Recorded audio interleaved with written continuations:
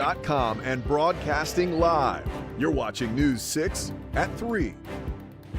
Hello, everyone, and welcome inside the News 6 newsroom for News 6 at 3 o'clock. So glad you could make time to catch up on the day's headlines with us. I'm Ginger Gadsden. I'm Matt Austin. Glad you're with us. Glad you're back with us, teammate. And today, according to our meteorologist, has been confirmed it is a weather alert day. Yeah, have you been outside this morning? Then you know that it big is. Difference. All right, so our team of meteorologists are tracking everything you need to know, and there are a number of conditions that could impact the coming day or two. Meteorologist David Nazario is joining us now to break it all down for us. David, what a night and a day we're having. I almost thought you were going to say a nightmare, Ginger, because to tell you the truth, we're going to go through just about every single season over the next 5 days, believe it or not. Right now, outside, our temperatures are fighting tooth and nail to try to get up towards the 60-degree mark. We even see 55 across the board. It almost looks like I copied and pasted a temp on there. And you'd think, based on the Orlando Skycam, we have a beautiful, almost spring-like day out there, but no. It does look nice. It does, no, very much so. But winter has, in fact, come back for one last swoop,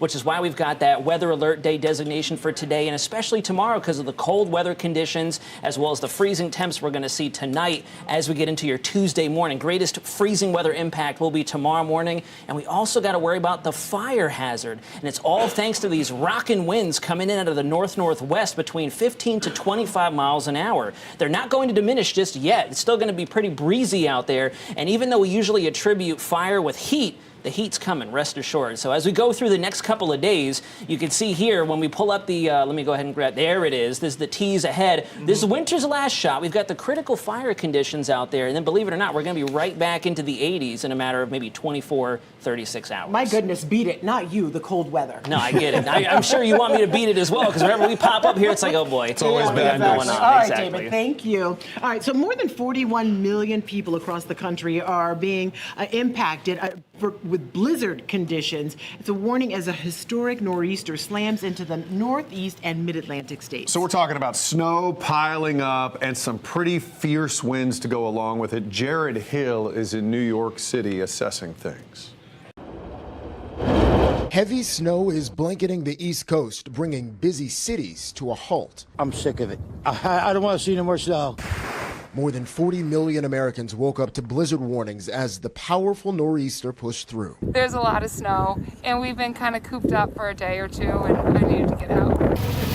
In New York City, a rare travel ban put into effect, leaving some folks getting around on skis. It was beautiful. I saw lots of other skiers, lots of people playing in the park. The city's mayor, on a tour of the Department of Sanitation, said more than 500 emergency shovelers had done a first pass on 1,500 crosswalks, with the blizzard still in full effect. We are going to do everything in our power to make sure we're getting our city back up and running. New York City hasn't seen a snowstorm like this in about a decade. Some parts of the area are expecting upwards of 2 feet of snow to fall.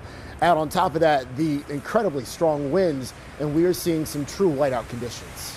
On Long Island, the storm was too dangerous even for snowplows. This one flipped on its side. In Atlantic City, New Jersey, the winter weather covered the beach in a sea of white. Just off the shoreline, dangerous conditions shut down businesses at this normally bustling promenade. Usually even in the winter, we got people coming through, taking walks on the boardwalk, so this is weird that it's kind of like a ghost town. Air travel is also at a near standstill at many airports in the Northeast. More than 10,000 flights have been grounded since Sunday, with even more delays and cancellations expected today. Jared Hill, CBS News, New York. Okay, so obviously the East Coast not the only one seeing some issues with this. Today they're expecting some snow to pile up. This is a live look at Times Square right now, by the way. But today the National Weather Service expecting elevations in Northern California to get hit with a decent amount of snow. Another system expected to dump snow on parts of the Great Lakes and the upper Midwest tomorrow. Yeah, and as you might imagine, the airports are just a mess right now. Flights are being impacted. Our dollars and cents correspondent, Donovan Myrie, will join us live from Orlando International Airport coming up at 4 o'clock to talk about what's happening there. Well, for the second time in less than a week, a person was shot inside a Central Florida Walmart. Yeah, this all happened at the store on East Colonial Drive. It's in the Alafaya area of Orange County. Your Orange County community correspondent, Tylisa Hampton, joins us now live from that Walmart. It's just a horrific story. Tylisa, tell us what happened. Well, Ginger and Matt, we know that this shoplifting involved a man wearing a ski mask. He claimed he had knives, and he also claimed at some point that he had a gun while trying to shoplift this Walmart behind me. I'm going to let you get a closer look at that. Now, we know no one was hurt inside this Walmart, and deputies rushed over Sunday night to the scene, and he was actually able, that man, he was 48 years old. He still is alive. He's 48 years old. His name is Jason Anthony Beal. So he went into this Walmart. He was able to make it out with a cart full of stolen items. Deputies told him to stop when he did not. At that point, they used a taser to try to stop him. However, that did not work. And when that did not work, at some point, the sheriff said today during this press conference that he could hear deputies in video say, "Don't reach for that," multiple times. And then at some point, the deputies fired their guns, shooting Bill several times. Now, he was taken to the hospital. He's expected to be okay. 2 knives were later found on the scene. I asked the sheriff how he felt about this protocol. He said he had this to say. Our deputy can be heard saying, "Don't reach, don't reach, don't reach," 3 times. And then our deputy fires his service weapon at the suspect, striking him several times. So Bill has also this long history, a criminal history involved. He was also convicted at some point as a sex offender. And also just 2 weeks ago, he was released from jail having to do with a stabbing back in 2025. And I did ask if they felt like, this was a safe area, and they did say yes. And we also have seen Orange County Sheriff's Office patrol cars around this area since that shooting. Reporting in Orange County, I'm Talisa Hampton. Back to you. Yeah, you hate to see guns and violence making it inside our grocery stores and supercenters. Talisa, thank you. And that shooting actually happened just 3 days after an armed shoplifting suspect was shot and killed by a deputy in Osceola County. We learned over the weekend that teen was 16-year-old Jarius Jones. Deputies say he was trying to steal from the store Thursday night, started approaching other customers with a gun, they say, as he tried to get away. That's when a deputy working security at the store shot him. We spoke with Jones's mother over the weekend. She's devastated, but did not want to go on camera. 2 other people that were with Jones at the time were later accounted for, but so far charges have not been filed against them. So very active in the last week or so, for some reason, inside Walmarts. Yeah. In Flagler County, the sheriff's office made an interesting find in a cold case they tell us is 22 years old. The family has wondered about this the whole time. Flagler County Sheriff Rick Staley says Mary Lou Coombs was last seen August 19th of 2003 from her home in Palm Coast. He says dive volunteers found what they thought was a car underwater in the intercoastal waterway around the 18th, near 18th Road. This was last October. Then earlier this month, multiple agencies, including an FBI dive team, recovered human remains in the car and a Florida driver's license issued to Coombs and some other items in there as well. The sheriff says they believe that car went into the water where there used to be an old boat ramp. Well, we believe after the car went into the water, the current started carrying the car north and began filling with water. The car capsized and sank to the bottom of the intercoastal near 66 and 68 Hernandez Avenue in the Hammock, likely trapping Mary Lou in the car.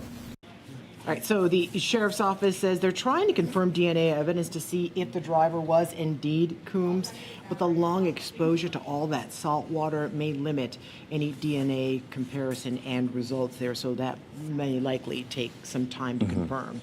Well, last year we told you about a Florida Highway Patrol trooper who was temporarily blinded by his own pepper spray. Yeah, we just got our hands on the dash cam and body cam video from this. Now, I want to tell you, you can't see the actual moment it happens, but you certainly can hear it. So let's take you to the video right now. The driver and the trooper end up in a scuffle in the front seat of this Volvo right here last July. The trooper orders the guy out of the car. He says he can't because he has a spinal cord injury. All of this captured on the trooper's body cam here. According to the FHP report, the trooper deployed pepper spray during the fight. It gets knocked out of his hand into his own face. Again, you cannot see the moment this happens, but you can hear the trooper coughing. I want to tell you before you see this, you might find it hard to hear.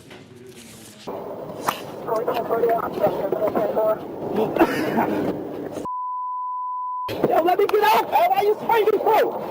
I can't believe you doing like this. Yo, let me get out. Yo, sir. Hold on. Hey, yo, you won't even let me get out. Oh my God, yo. Oh my God. Yo, let me get out, boy. Yo, let me get out. Hey, Mom. Mom. Hey, Mom. So the guy in the driver's seat has been identified by FHP as Addison Taylor. According to the arrest report, the trooper pulled him over for going 91 in a 70. His charges include resisting arrest, DUI, and battery on an officer. I mean, there's a reason they use that pepper spray. It is pretty effective, as you saw, and it's just unfortunate. You could hear him just gasping for air in there. All right, well, it looks like that March launch date for the Artemis II crew to go around the moon, it has been put on hold, at least for now, and the astronauts are going to have to stand down. Yeah, not looking good right now. So NASA is about to roll back that huge SLS rocket and Orion spacecraft to the vehicle assembly building. Right now, it's still on the launch pad at KSC, but the rollback could happen as soon as tomorrow. Yeah, that's because engineers found an issue with the rocket's helium flow, so they want to take a closer look at what's actually happening there. It'll take several hours to roll this thing back to the VAB because it's about a 4-mile trek and it goes 0.5 miles an hour. It's slow. It's about my jog. Exactly. It's about how fast it goes. I've seen you jog, you're right. The snag pushes the historic trip to launch in April. They're saying April 1st might be the first window of opportunity. I'm not holding my breath. But April 1st may be not such a great day to do it. It's April Fool's Day. But it also depends on what engineers find when they actually get that rocket back into the building. The Artemis II crew members were released from quarantine on Saturday, and they will remain in Houston, though. NASA will hold a briefing in the coming days to talk about plans for the Artemis II test flight in the future there. At this stage, saying Artemis is delayed is a bit redundant. Come on, 7 years behind schedule, tens of billions of dollars. Matters. I am, actually. I'm doing a story on it right now. That's why I know.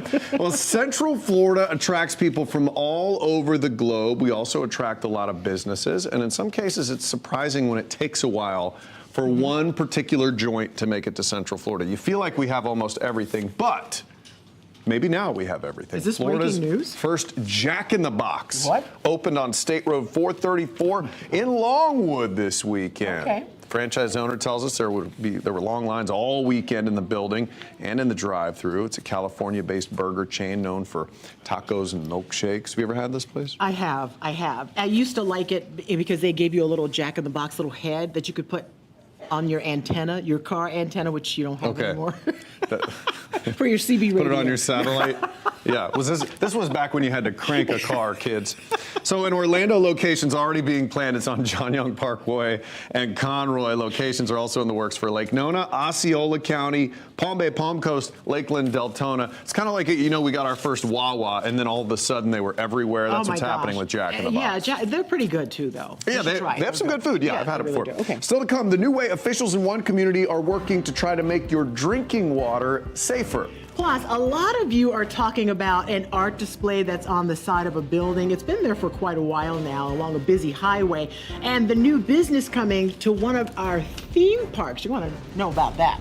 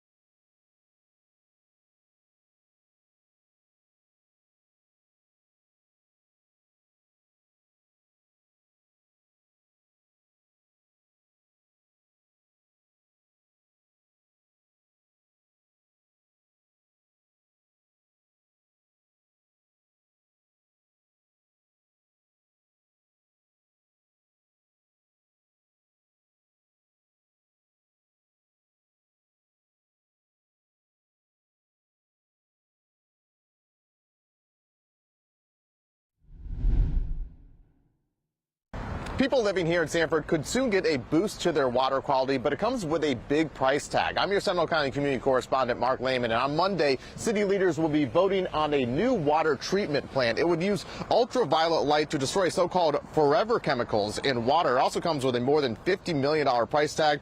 The city hopes to pay for the project with money from a lawsuit against two companies accused of dumping those chemicals in the ground. There's something in the water in Sanford, and the city wants to make sure it doesn't end up in your glass.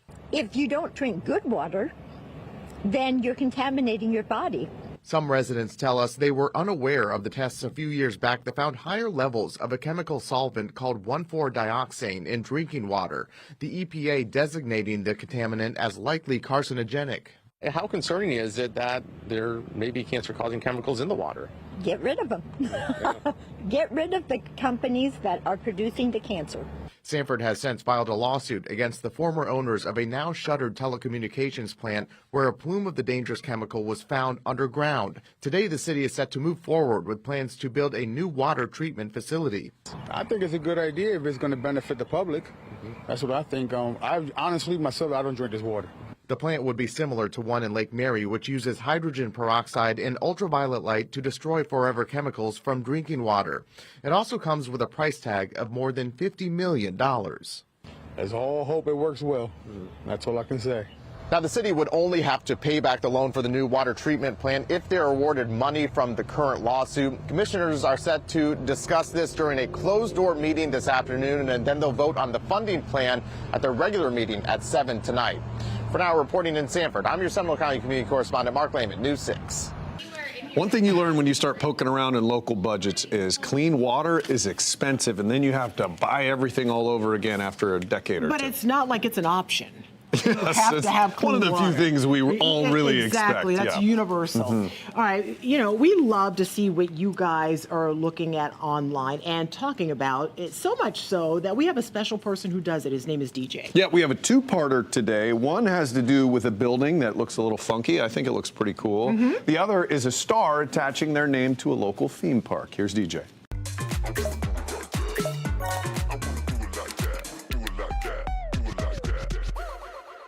We got a double feature today, 2 stories. And the first one caught my interest right away. Here's the post on the News 6 Facebook page. It says, "Have you seen it? What's the deal with that strange parking garage along I-4?" And as someone new to Central Florida, this is something I've driven by many times, but I had no idea myself. And based on the comments, it seems like many people don't know the real story behind the art on this building. Juanita says, "That's funny because we just passed this. And my husband asked, what the heck was the white on the side? I told him, art." Anthony says, "The first time I drove by, I thought some contractor left a bundle of foam panels or something that was blown against the building." Zach says, "I usually tell my parents that someone quit their job and rage quit, threw everything out the door." Pam says, "I think it's cool looking, especially at night. I'm glad to know the meaning behind it." So if you're curious and you're wondering what is that art, you can head to the QR code that'll take you to our Facebook post, which has the link to our story that does a great job explaining exactly why there are those white pieces scattered all across the side of the garage. But we're not done there, because it seems like there's some excitement for this one. Luke Combs bringing a new entertainment venue to Central Florida. Meredith says, "Tell me more." Meredith, I got you. This new venue is called Category 10. It's going to open at Universal City Walk. It's expected to be about 33,000 square feet across 3 stories, and it's expected to open late 2027. Gabrielle says, "Finally, something new for City Walk." And Amy both agree. This is the best bar in Nashville, and they're excited to see it coming to Central Florida. Again, we have all that information on clickorlando.com if you want to read some more about this. But what do you think? What bar or restaurant is missing from Central Florida? It'd be great to go to City Walk if it weren't so expensive and annoying to park. Oh. That's the issue. Yeah. For me. That's why you get a friend to drop you off There and you then go. pick you up. Take an Uber. Just Hey, look around. what are you doing next weekend? You drop me off? Not dropping you off, that is for sure. All right, still to come, a big danger throughout Central Florida, and it's all because of the weather. And when we could finally see some relief. That's coming up.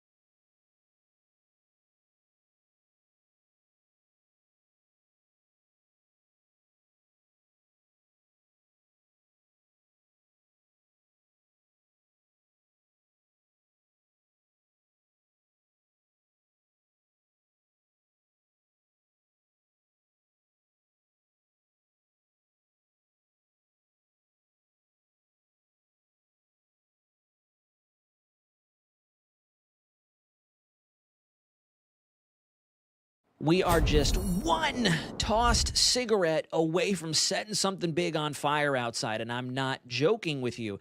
This was the drought monitor that released last Thursday, and we're getting another update this Thursday. I'm extremely curious to see what it shows because there's a lot of red popping up out there, and as we're all very familiar with, red is never a good thing. We've got extreme drought conditions built in across Central Florida as we speak. And because of the passage of our abnormally strong cold front late Sunday, we have an elevated and if not critical fire risk out there because of how bone dry it is. The landscape is blackened and dead. The air is not cooperating whatsoever. We are well below the average in terms of our moisture and humidity out there, but there is some hope. I'm noticing that our computer models continue to hint towards more and more rain coming at us for this Friday and through this upcoming weekend as we get ready to enter the month of March. And I'm not talking rainfall in your forecast for 5 minutes. That's been what's been happening for the last couple months now. No, this could actually stick with us through Friday, Saturday, and Sunday. Look at the Euro here, actually showing a wet weather setup as we go through the weekend and maybe lingering with us until Sunday as moisture hangs out in our local environment.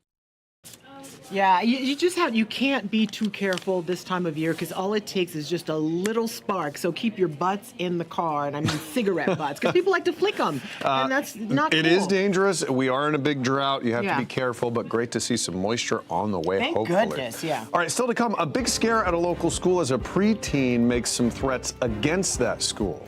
And then ahead at 4 o'clock, President Trump is not backing down on his tariff plan despite last week's Supreme Court ruling. We'll bring you the latest on his new proposals.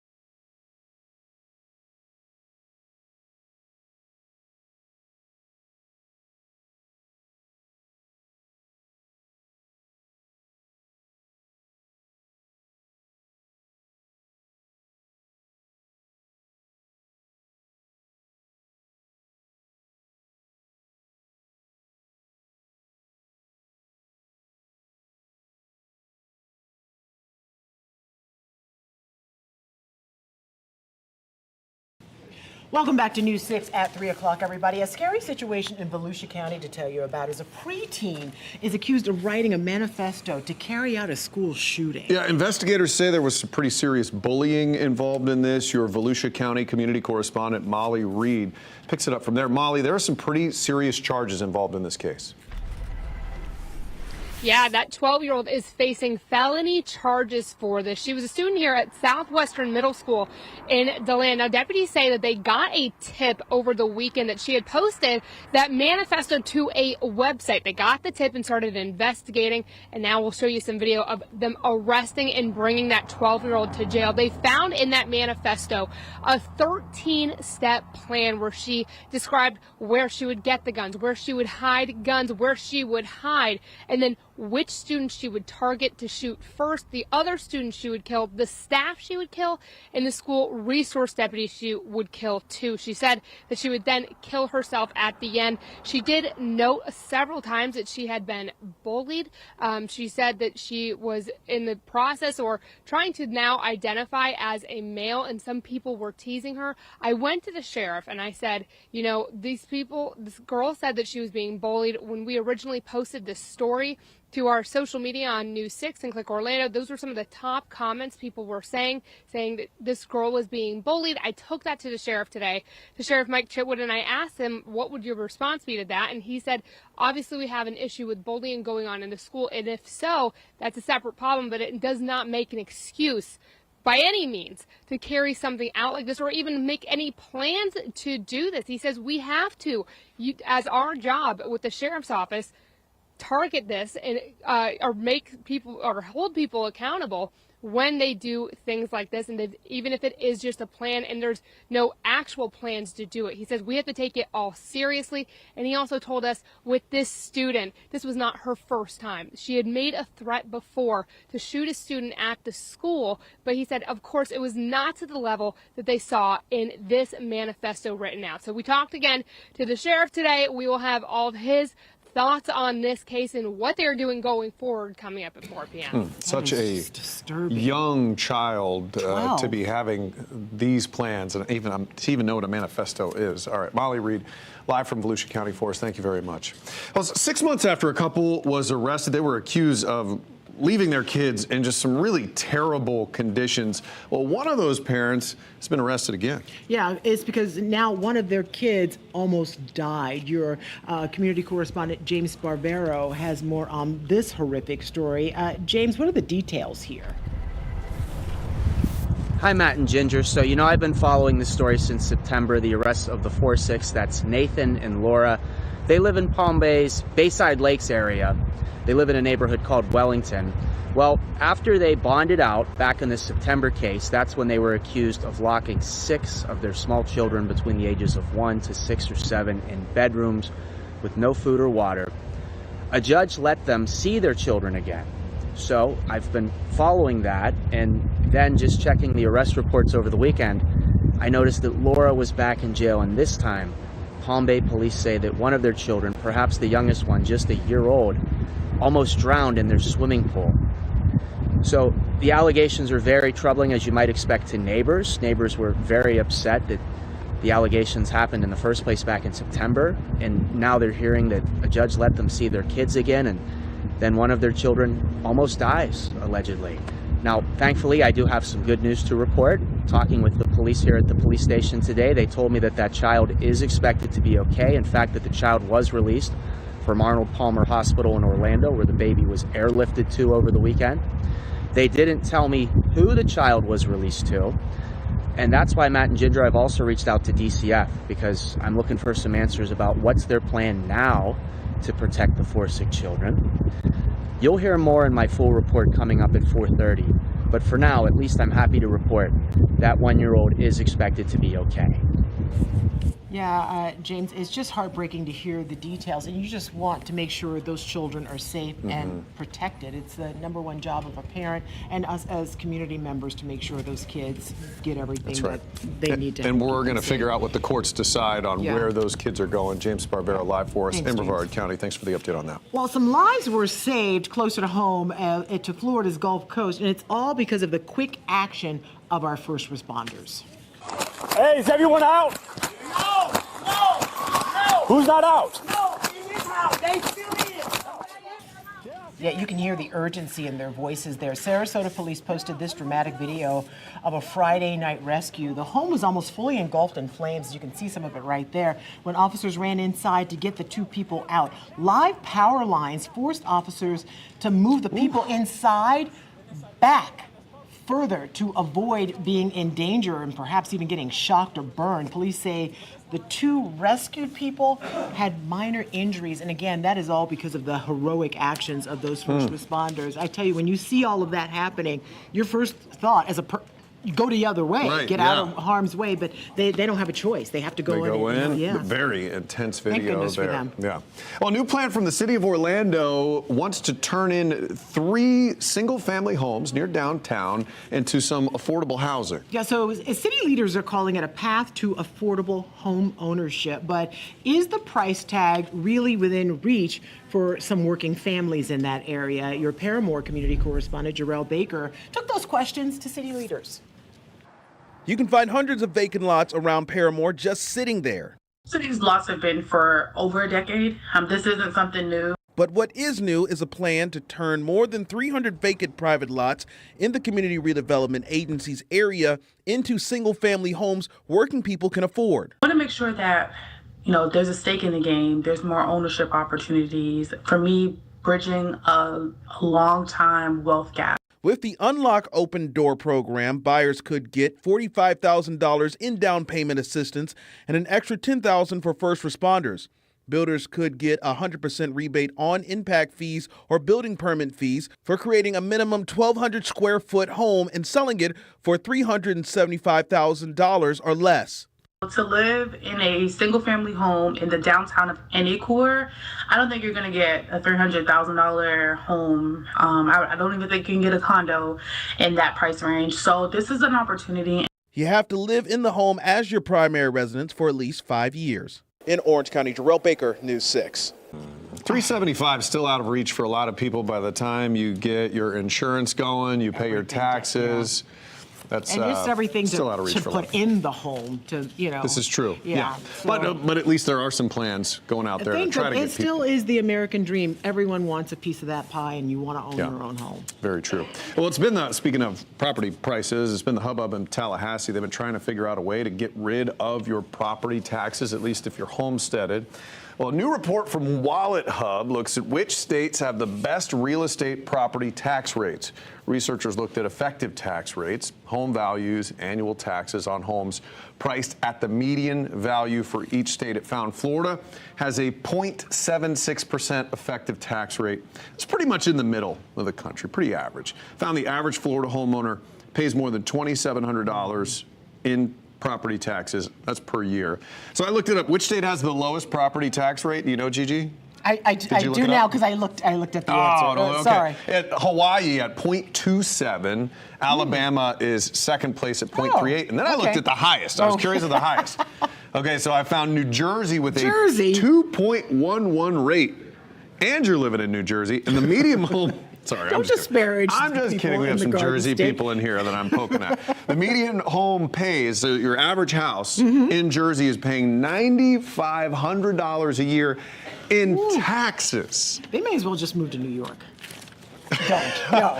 I'm sure most of them are working in New York. Exactly. Yeah. Oh, my goodness. Well, a pair of bills that could increase pay for high school coaches and allow them to financially help kids on their teams have both earned unanimous support from the Florida Senate. Now, one measure directs the Florida High School Athletic Association to adopt bylaws to allow coaches to support the welfare of students through personal funds. Coaches would be able to spend up to $15,000 a year per team to help players in need of food, transportation, or recovery services. The second measure allows coaches to be paid additional compensation from funds raised by Booster and other support organizations. We have to invest in our kids, and we have to invest in their education. They're the ones that are going to change this world. Well, I'm going to say the front porch of any high school, any college, is your athletic department. And a healthy athletic department develops to a healthy school system.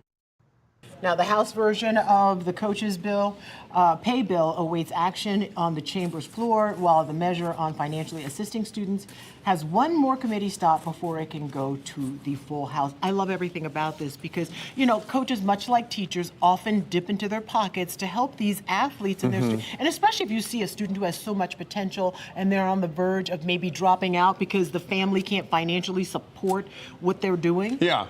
It's just a question of how far it'll be allowed to go. Yeah. That guy, Jimbo Fisher, signed a $100 million contract at Texas A&M. Maybe it was it was about $10 million a year. So I don't know that he's the perfect person to talk about it because I think he made plenty of money. Well, he could certainly help a lot of students. That he could, and I'm sure he will.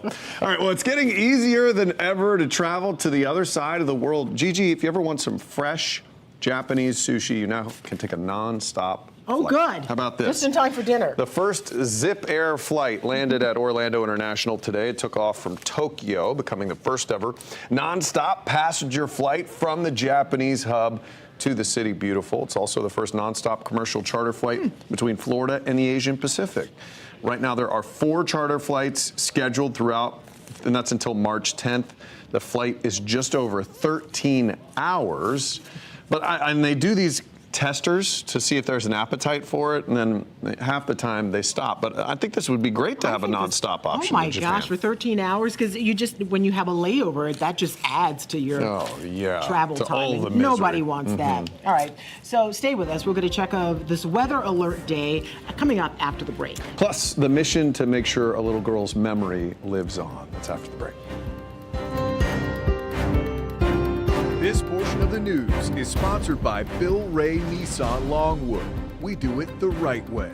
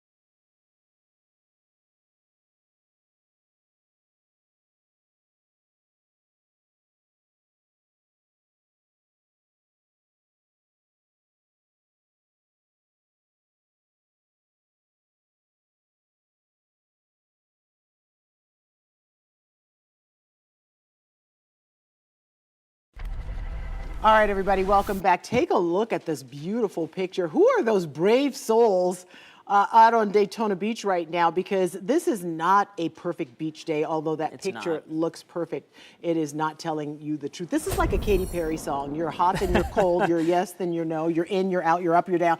I'm going to stop so people don't think Katy Perry is actually doing the 3 o'clock show. But, I mean, it's everywhere. This weather is crazy. No, it's been terrible. I'm not one to use the buzzword weather whiplash, but in this case, we can really feel it. I mean, you look at this water vapor shot. First off, we had this blockbuster nor'easter that continues to hammer the Northeast. They've shattered snowfall records up there, and it's been honestly a winter characterized by shattering records, whether it be for the above average temps or now the snowfall up north. And we've got yet another slug of dry air coming across us right now. So let's get you up to speed on what National Weather Service has out for us. This is a cold weather advisory going valid once again at 2 a.m. tonight into Tuesday morning till about 9 a.m. for the wind chill. Feels like temps are going to be absolutely absurd, at least for tomorrow morning. And we also have a freeze warning now in effect for the same exact times. This was upgraded from our freeze watch we'd been monitoring over the weekend, so they've pulled the trigger on the freeze warning in effect. And on top of the wintry conditions, we have the fire conditions out there. Red flag warnings valid for today until about 7 p.m. You can see the entire viewing area is blanketed by the warning, and then the elevated fire risk also encompasses our area of Central Florida. But what's not pictured here is, believe it or not, we actually have the red shading, the critical fire risk for southern Florida. So everybody's getting a taste of the fire weather, the drought conditions, unfortunately. And then again, to switch back to those wintry conditions, these are your forecast lows. They've actually come down a touch cooler as well. A larger majority of us getting into that freezing level. And then take a look at the wind chill. Oh my This is unseasonably cold out there for this point in the month of February. But then again, Ginger, like I said, whiplash, watch this. Here we go with the temperature trend. Winter goes bye-bye, and then all of a sudden it feels almost like a pseudo-summertime pattern by the weekend, which could do us a favor. On top of the warmth that's coming right at us for the month of March, look at this rainfall outlook. We got some greens out there. We could actually be somewhat above average with a system coming in that won't give us only rain for 5 minutes, which is what we've been used to the last couple months, but maybe through the weekend, which will be of some relief. So here's your 7-day forecast really quick. You can see we're going to warm up between Tuesday and Wednesday, and then look at those rain chances, 40, 40, 20, I should say, 3 days in a row, which is honestly a sight for sore eyes. Nobody wants rain on the weekend, but I will gladly accept it because we could use some beneficial rain. It has been a blessing if we really get that. All right, we can keep up with everything that's happening on that app. Yes, the new 6 weather app. You definitely want to download that to keep up with the rain chances and this tremendous heat as spring really takes over the local area. It's been 3 years since Tiana Major lost her life due to unsenseless gun violence, as some describe. I'm your Orange County community correspondent, Jana Manhall, and this is the 2nd annual Peace Walk honoring her life. Today is actually the 2nd annual Peace Walk. That's what we're calling it, a Yaya Peace Walk. Sunday, February 22nd, marked 3 years since 9-year-old Tiana Yaya Major was shot and killed. 3 years without her. And the walk is 2 laps around this block. Yes. And why is that significant? 2/22 is when she passed, February 22nd, 2023. So we keep the number 2 in mind. Yeah, and then between 9 and 11 because she was born on 9/11. Amen. Amen. Pine Hills was the elementary school that Tiana was attending at the time of the shooting. They said they continue to hold this walk here in honor of her legacy. Angel Grantley is Tiana's aunt and is still grieving. Those little things that I don't get to do with her anymore makes me sad. Jamila Harrison carried a picture with all the students that Pine Hills Elementary had lost within the span of 6 weeks that year, 2 from gun violence. So as a music teacher, I get her every year. So I had the opportunity to watch her grow from kindergarten up until her demise in 3rd.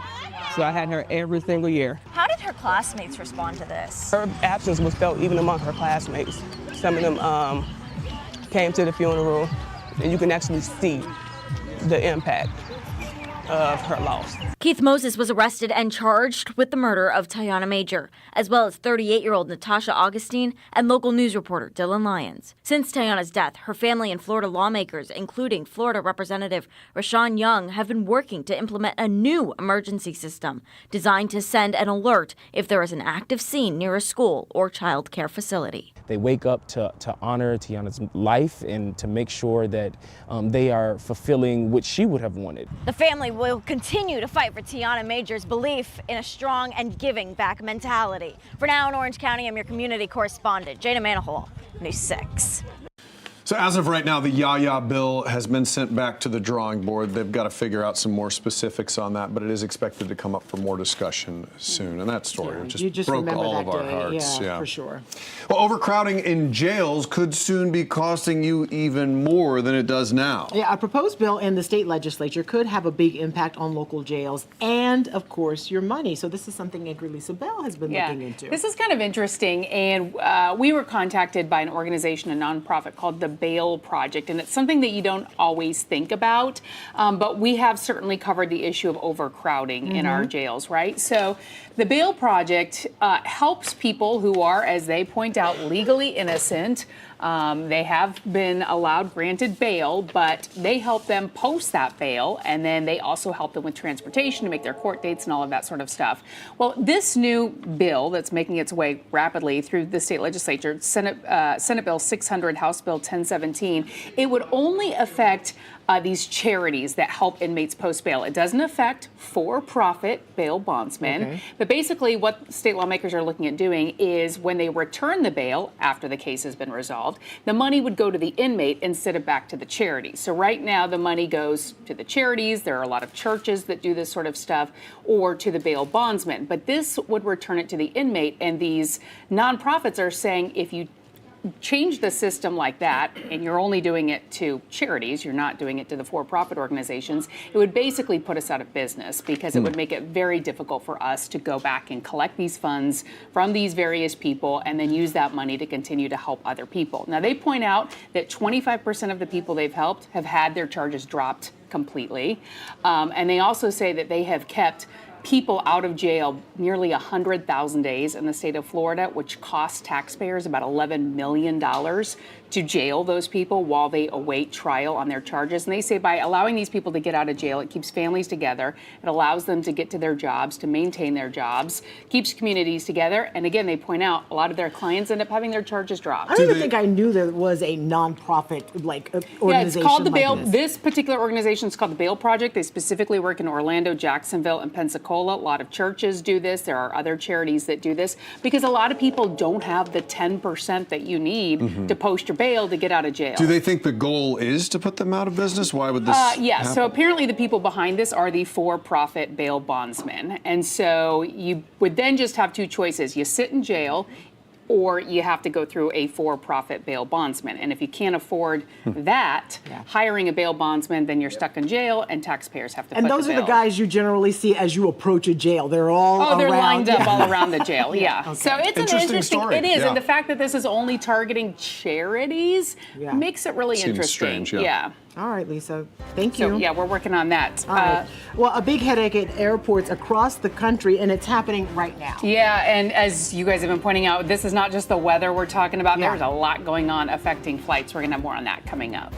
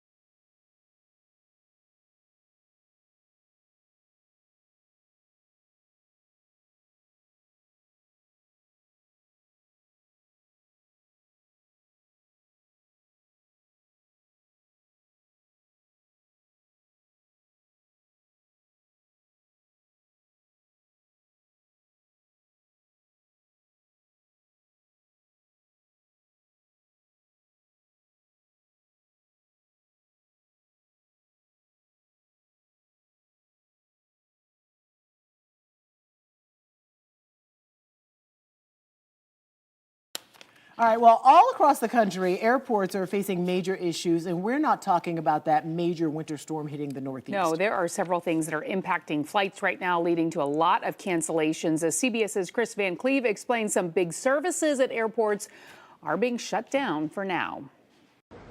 A confusing weekend for flyers as the Department of Homeland Security announced Saturday night it was suspending both TSA PreCheck and Global Entry, blaming the ongoing partial government shutdown impacting DHS. But by Sunday morning, the agency reversed track, reopened TSA PreCheck. The announcement to shut it down came as a surprise to airlines and the entire aviation industry. There was substantial pushback. TSA PreCheck now back open. The agency saying any staffing issues will be addressed case by case, airport by airport. Now, initially, sources told CBS News that Global Entry, which is expedited customs back into the U.S., would also reopen, and we have reports that it did at some airports across the country. DHS now saying definitively Global Entry is suspended due to the shutdown. What does that mean for flyers? It means if you're coming back into the U.S. during the shutdown now, you need to at least prepare for the possibility of much longer lines going through customs. There is a mobile passport app that you can download for your phone that may save you some time, but still lingering uncertainty as to what exactly the impacts will be as this shutdown continues. There does not appear to be an imminent end to this shutdown. TSA officers working without pay. Essentially, they will get a partial paycheck this week, and then they won't get paid again until the shutdown is resolved. Chris Van Cleve, CBS News, Phoenix. What a nightmare. We have a lot coming up for you on News 6 at 4. Yeah, our News 6 investigator Donovan Myrie is actually live at Orlando International Airport, where he is continuing to track some of these disruptions with flights. He's going to have the latest on the cancellations and the delays there. News 6 at 4 starts right now. Streaming on clickorlando.com and broadcasting live. You're watching News 6 at 4. A ski mask and knives. This is what the Orange County Sheriff's Office says went into a shoplift at the Walmart over the weekend. Coming up, what we're learning about the suspect and more on that deputy-involved shooting surrounding this theft. Bad weather in the Northeast has canceled flights out of MCO. So why does it look like business as usual? I'll have that story coming up.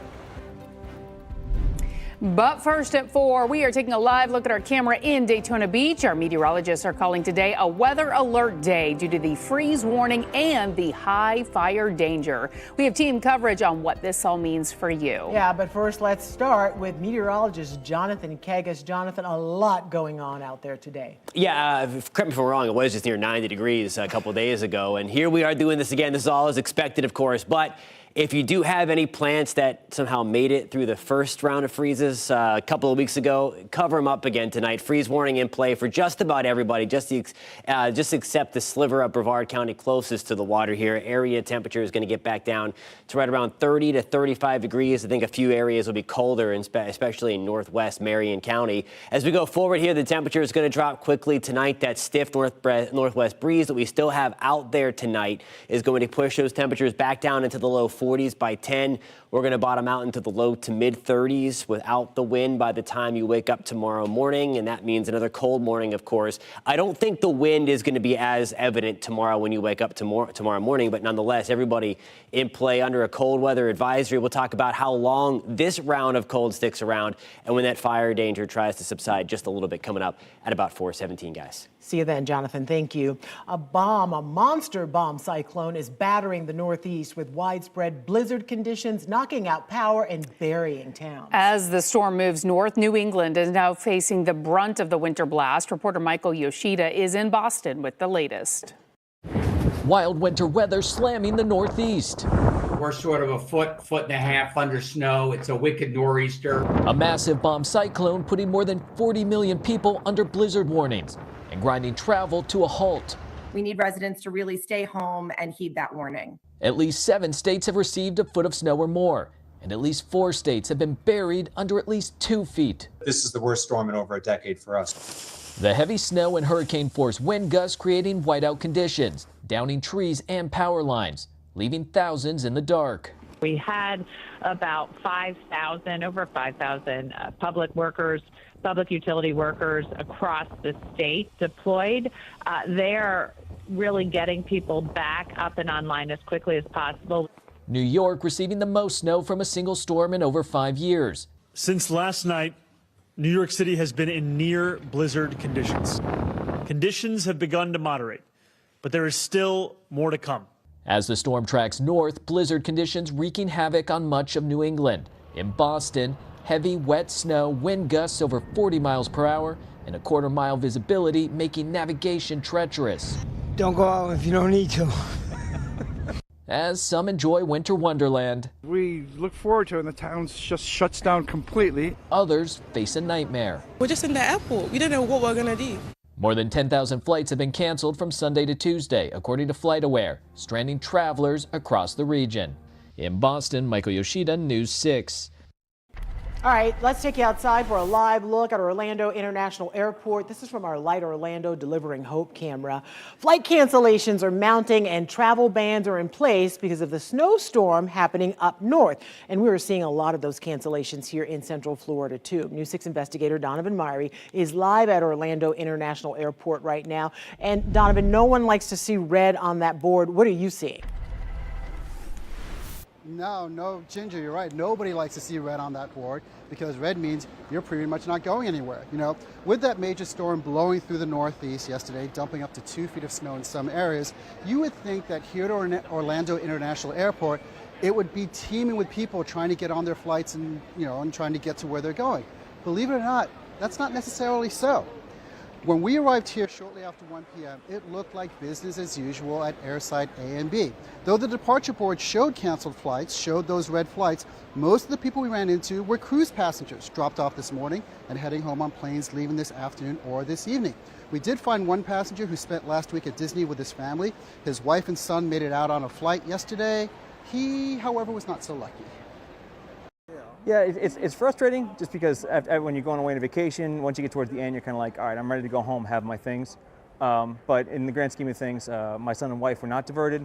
I'm glad my son's happy, so I can take the hit. That passenger, Adam Highcove, says although he was bumped from his flight, he feels thankful that Baltimore only got a few inches of snow and not as much as parts of New Jersey, New York, and Connecticut. Again, they got up to 2 feet of snow in some areas. Lisa and Ginger.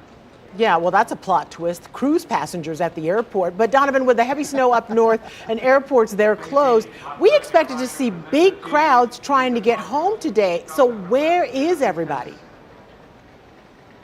Well, if you're stuck in Orlando, where would you be? You probably wouldn't be here at the airport. Now, a lot of people have already been rebooked. So say you were delayed on Sunday, you may not be able to get out until Tuesday, Wednesday, or even Thursday.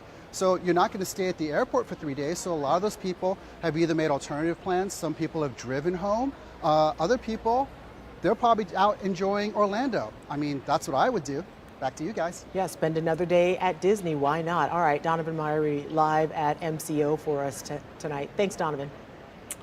2 shootings at 2 Walmarts in less than a week, both involving deputies and suspected shoplifters. Within the last 90 minutes, we got an update on the latest shooting. It happened right outside the store on East Colonial Drive, not far from Alafaya Trail. Your Orange County community correspondent Tylisa Hampton joins us now live from that Walmart in Orlando. And Tylisa, you discovered the suspect has a lengthy criminal past, including 3 stints in Florida prisons.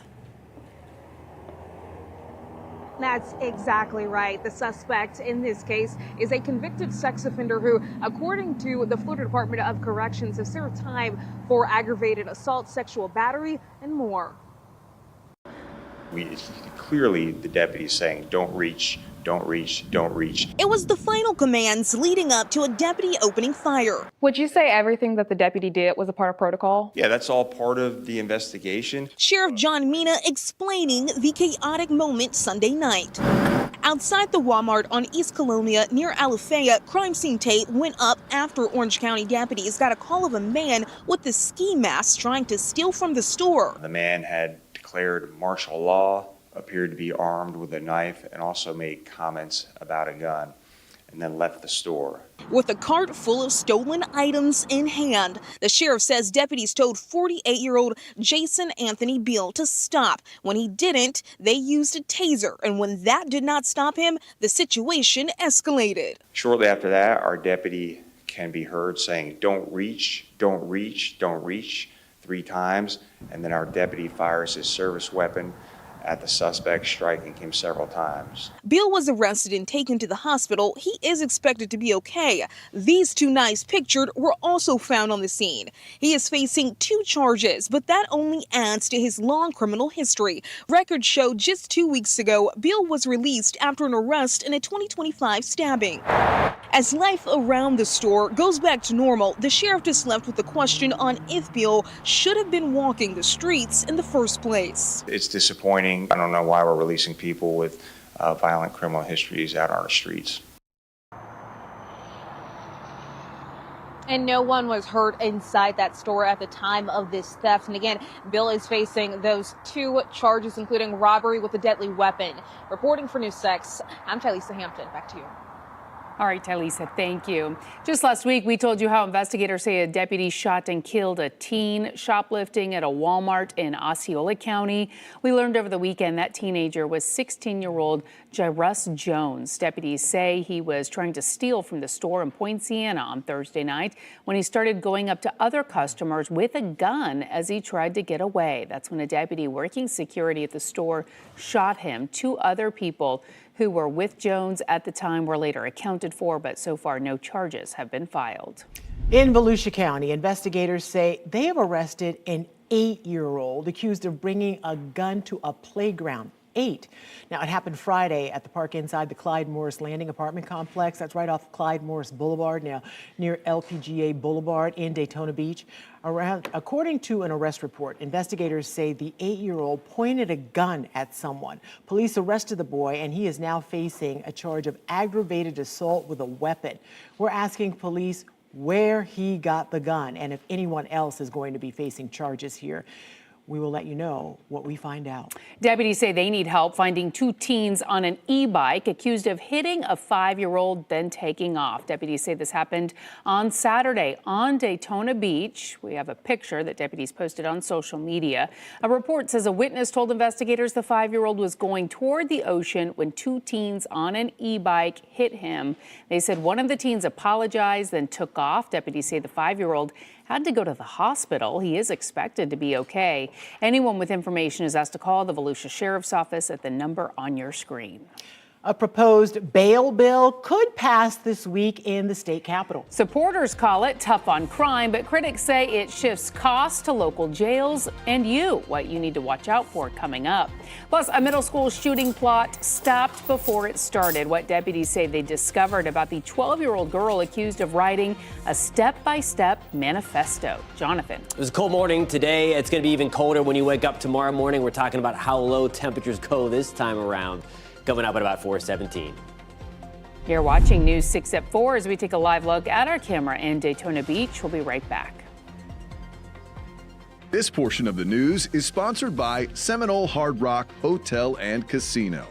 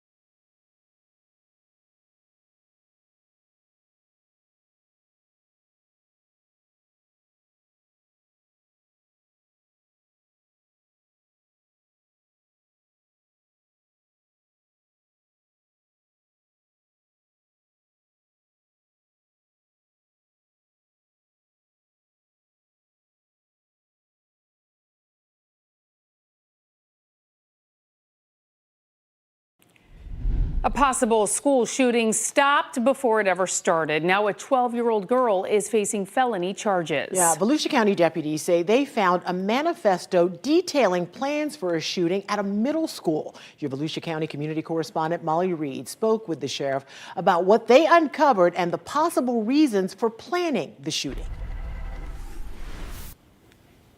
That's right. In Volusia, investigators say that they found a 12-year-old girl had a plan to carry out a mass shooting here at Southwestern Middle School in DeLand. Now, deputies got the tip over the weekend, and we got a hold of that manifesto where she had a 13-step plan to carry out the shooting, not just targeting students. Of all the threats that we arrest, this wasn't one where somebody just sat down and said, I'm bringing a gun to school to shoot one person. Deputies walking 12-year-old Josephine Simmons Peters, who also goes by Christian, to jail. The tip on the planned shooting came on Fortify Florida, an anonymous reporting platform for school threats. Sheriff Mike Chitwood says a person found Simmons Peters' manifesto on a website. This was a well thought out plan. It talks about where to hide in a ditch. It talks about how to bring the guns into the school. It talks about who to target. The entire manifesto is in the investigators' reports. It's riddled with graphic language, which is why we have to blur almost all of it. In it, the preteen writes a 13-step plan to shoot students, staff, the school resource officer, and then herself. 11, 12 years old, idolizing Columbine. Columbine was Josephine's model. She says it in the manifesto. She also specifically named students she claimed had been bullying her. The sheriff says detectives interviewed the named bullies when trying to positively ID her, and they admitted they had been teasing her. That's no excuse to be writing out a manifesto and talking about how you're going to wipe people off the face of the earth. There are steps in place that you go to and you use. The sheriff says investigators did not find guns at her home. Kids get a hold of guns very easily. It doesn't necessarily have to be in their parents' home. In today's day and age, they know where to buy guns on the streets. And Chitwood told us this was not her first time actually making a threat against a student. She had made another threat to shoot a student before. It just was not to this level. I'm your Volusia County community correspondent Molly Reed, News 6. Just disturbing details. Molly, thank you. A heads up, we are starting the week with a big brush fire risk. Right now, crews are keeping an eye on a brush fire that burned 8 acres in Orlando. That fire broke out near Metro West in the area of Arnold Palmer Drive and Kirkman Road. Now, it's not the only brush fire burning in Central Florida. Another brush fire broke out earlier today in Daytona Beach. It happened off LPGA Boulevard near the Mosaic subdivision. That's not far from Champion Elementary School. We reached out to the school district and leaders say there is no threat to that school campus. According to the Daytona Beach Fire Department, the fire was 20 to 25 acres in size and no structures were threatened by it. Over the weekend, we also saw a brush fire in Osceola and Flagler counties. Remember, almost all of Central Florida remains under a burn ban because of the dangerous dry conditions. That covers everything from burning yard debris to even simple campfires. Violators could face some big penalties, too. All right, let's get a check now with our meteorologist, Jonathan Kagas. We certainly could use some rain right now. Do we have really anything in the forecast? A little bit as we get towards the weekend coming away. Another storm system trying to get going. In the short term, though, none of that coming in. What we're watching now, the trifecta to give that higher fire danger, of course. The wind has been cranked up as that cold front came through yesterday. We already know it's very, very dry outside. And then we also have a new dry air mass. So the relative humidity is what you want to look at in terms of that fire danger. Once you're in the 20s, that is pretty low. Teens was when you start to get into that critical mode. So we are close to that. Again, the air is obviously very dry and very cold if you've been outside today. Here's a live look. Beautifully blue skies. Again, that's not going to help things much in terms of that fire threat. Live look with our Light Orlando delivering Hope Skycam. We have air temperatures in the mid to upper 50s. Sunshine dominant. There's the breeze out of the west-northwest.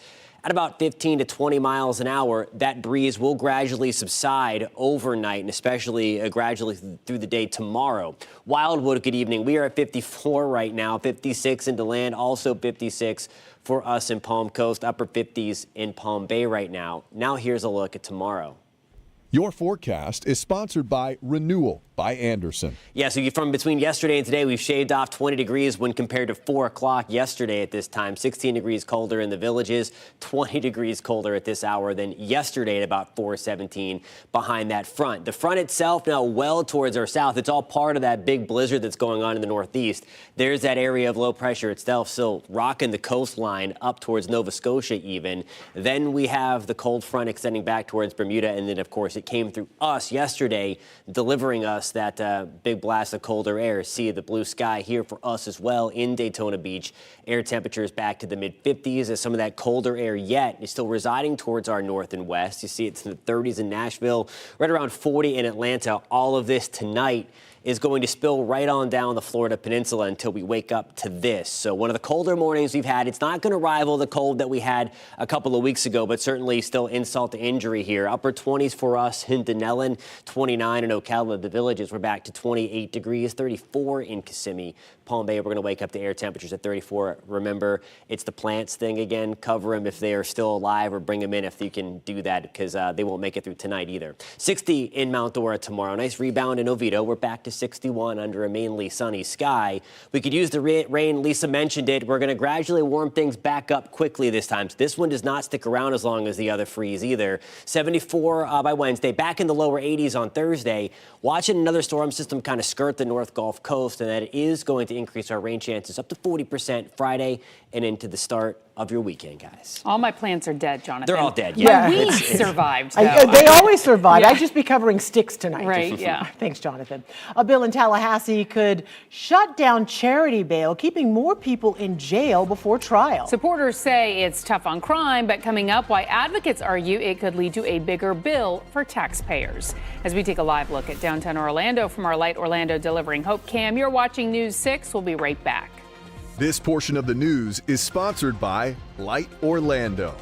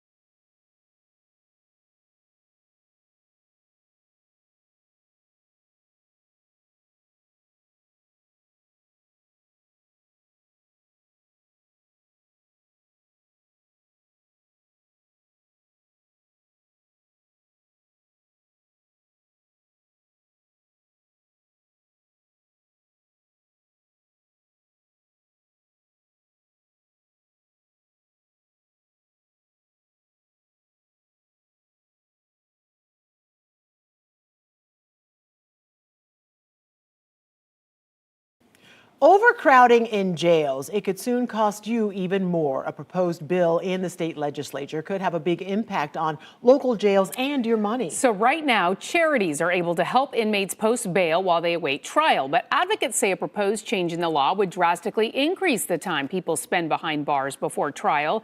And claiming to be hard on crime is really hard on taxpayers. I have not heard of a provision like this anywhere else in the country. Aaron George is with the Bail Project, a nonprofit organization that helps people pay their bail while awaiting trial. But a new bill working its way through Tallahassee could force charities like hers to shut down. It would make it practically impossible for charitable bail organizations like the Bail Project and others to operate in Florida because it would prevent us from recovering and then reusing that bail money, even when people return to court and meet all of their pretrial expectations. For decades, charities and churches have helped inmates post bond. Once their case is resolved, the bail money is returned to the nonprofit. But this proposed law would change that, returning the bail money to the inmate, not the charity. My concern is we're then putting the money in the hands of the alleged criminal rather than potentially giving it back to the church so that the church could then help another person. I'm not prohibiting any charities from posting a cash bond. It's just saying if the charity wants to post a cash bail, then they're donating the money to the defendant. While the bill doesn't explicitly prohibit nonprofits from paying the cash bail on the front end, by restricting our ability to get those bail refunds back like the system intended, the ultimate result is going to be that we and others like us would have to close our doors. So, it wouldn't affect bail bondsmen. Correct. The rest of this bill actually eases regulations on the commercial bail companies and hands them a lot of special privileges that average Floridians don't get when posting bail with the courts. While for-profit bail companies who have lobbied in favor of this change would benefit, taxpayers would lose. Incarceration is costly. Incarceration is expensive. The Bail Project estimates it has prevented almost 100,000 days of incarceration in Florida, saving taxpayers more than $11 million. It's not just the front-end costs that are saved. What we know from research, what we know from data, is that the longer that people stay in jail pre-trial, the more likely they are to be arrested again in the future. Now, the change does have the backing of the Florida Sheriff's Association as well as Florida's Prosecuting Attorneys Association. The House version of this bill could pass as early as this week while it continues to move through the Senate. And it's just interesting that it's targeting charities while loosening restrictions for for-profit companies. I'd not even known that that was a thing with the charities paying for some people's Right. bail. And they argue, it keeps families together. It allows people to continue to have their jobs, to be employed. And she says 25% of their people who they help ultimately get their charges dropped. Wow, so it's an interesting situation. Well, thousands of families could pay more for schools if the school board takes this next step tonight. What is on the line for teacher pay, security, and student mental health? That's coming up. A 1-year-old almost drowns, and now for the second time in just the last few months, this mother is back in jail. I have details of the new allegations in this troubling story.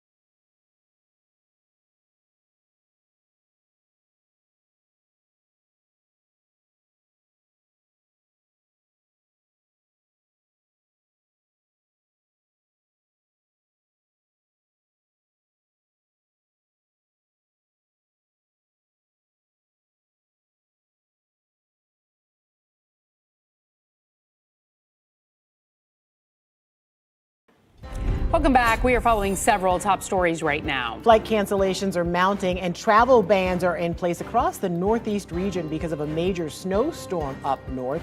We're seeing some cancellations here in Central Florida. We spoke with people at Orlando International Airport. We found none of them were waiting on flights to the Northeast, though. Well, for the second time in less than a week, a person was shot at a Central Florida Walmart. This one happened last night at a store on East Colonial Drive in the Alafaya area of Orange County. The Orange County Sheriff says a deputy shot a masked shoplifting suspect identified as Jason Anthony Beal.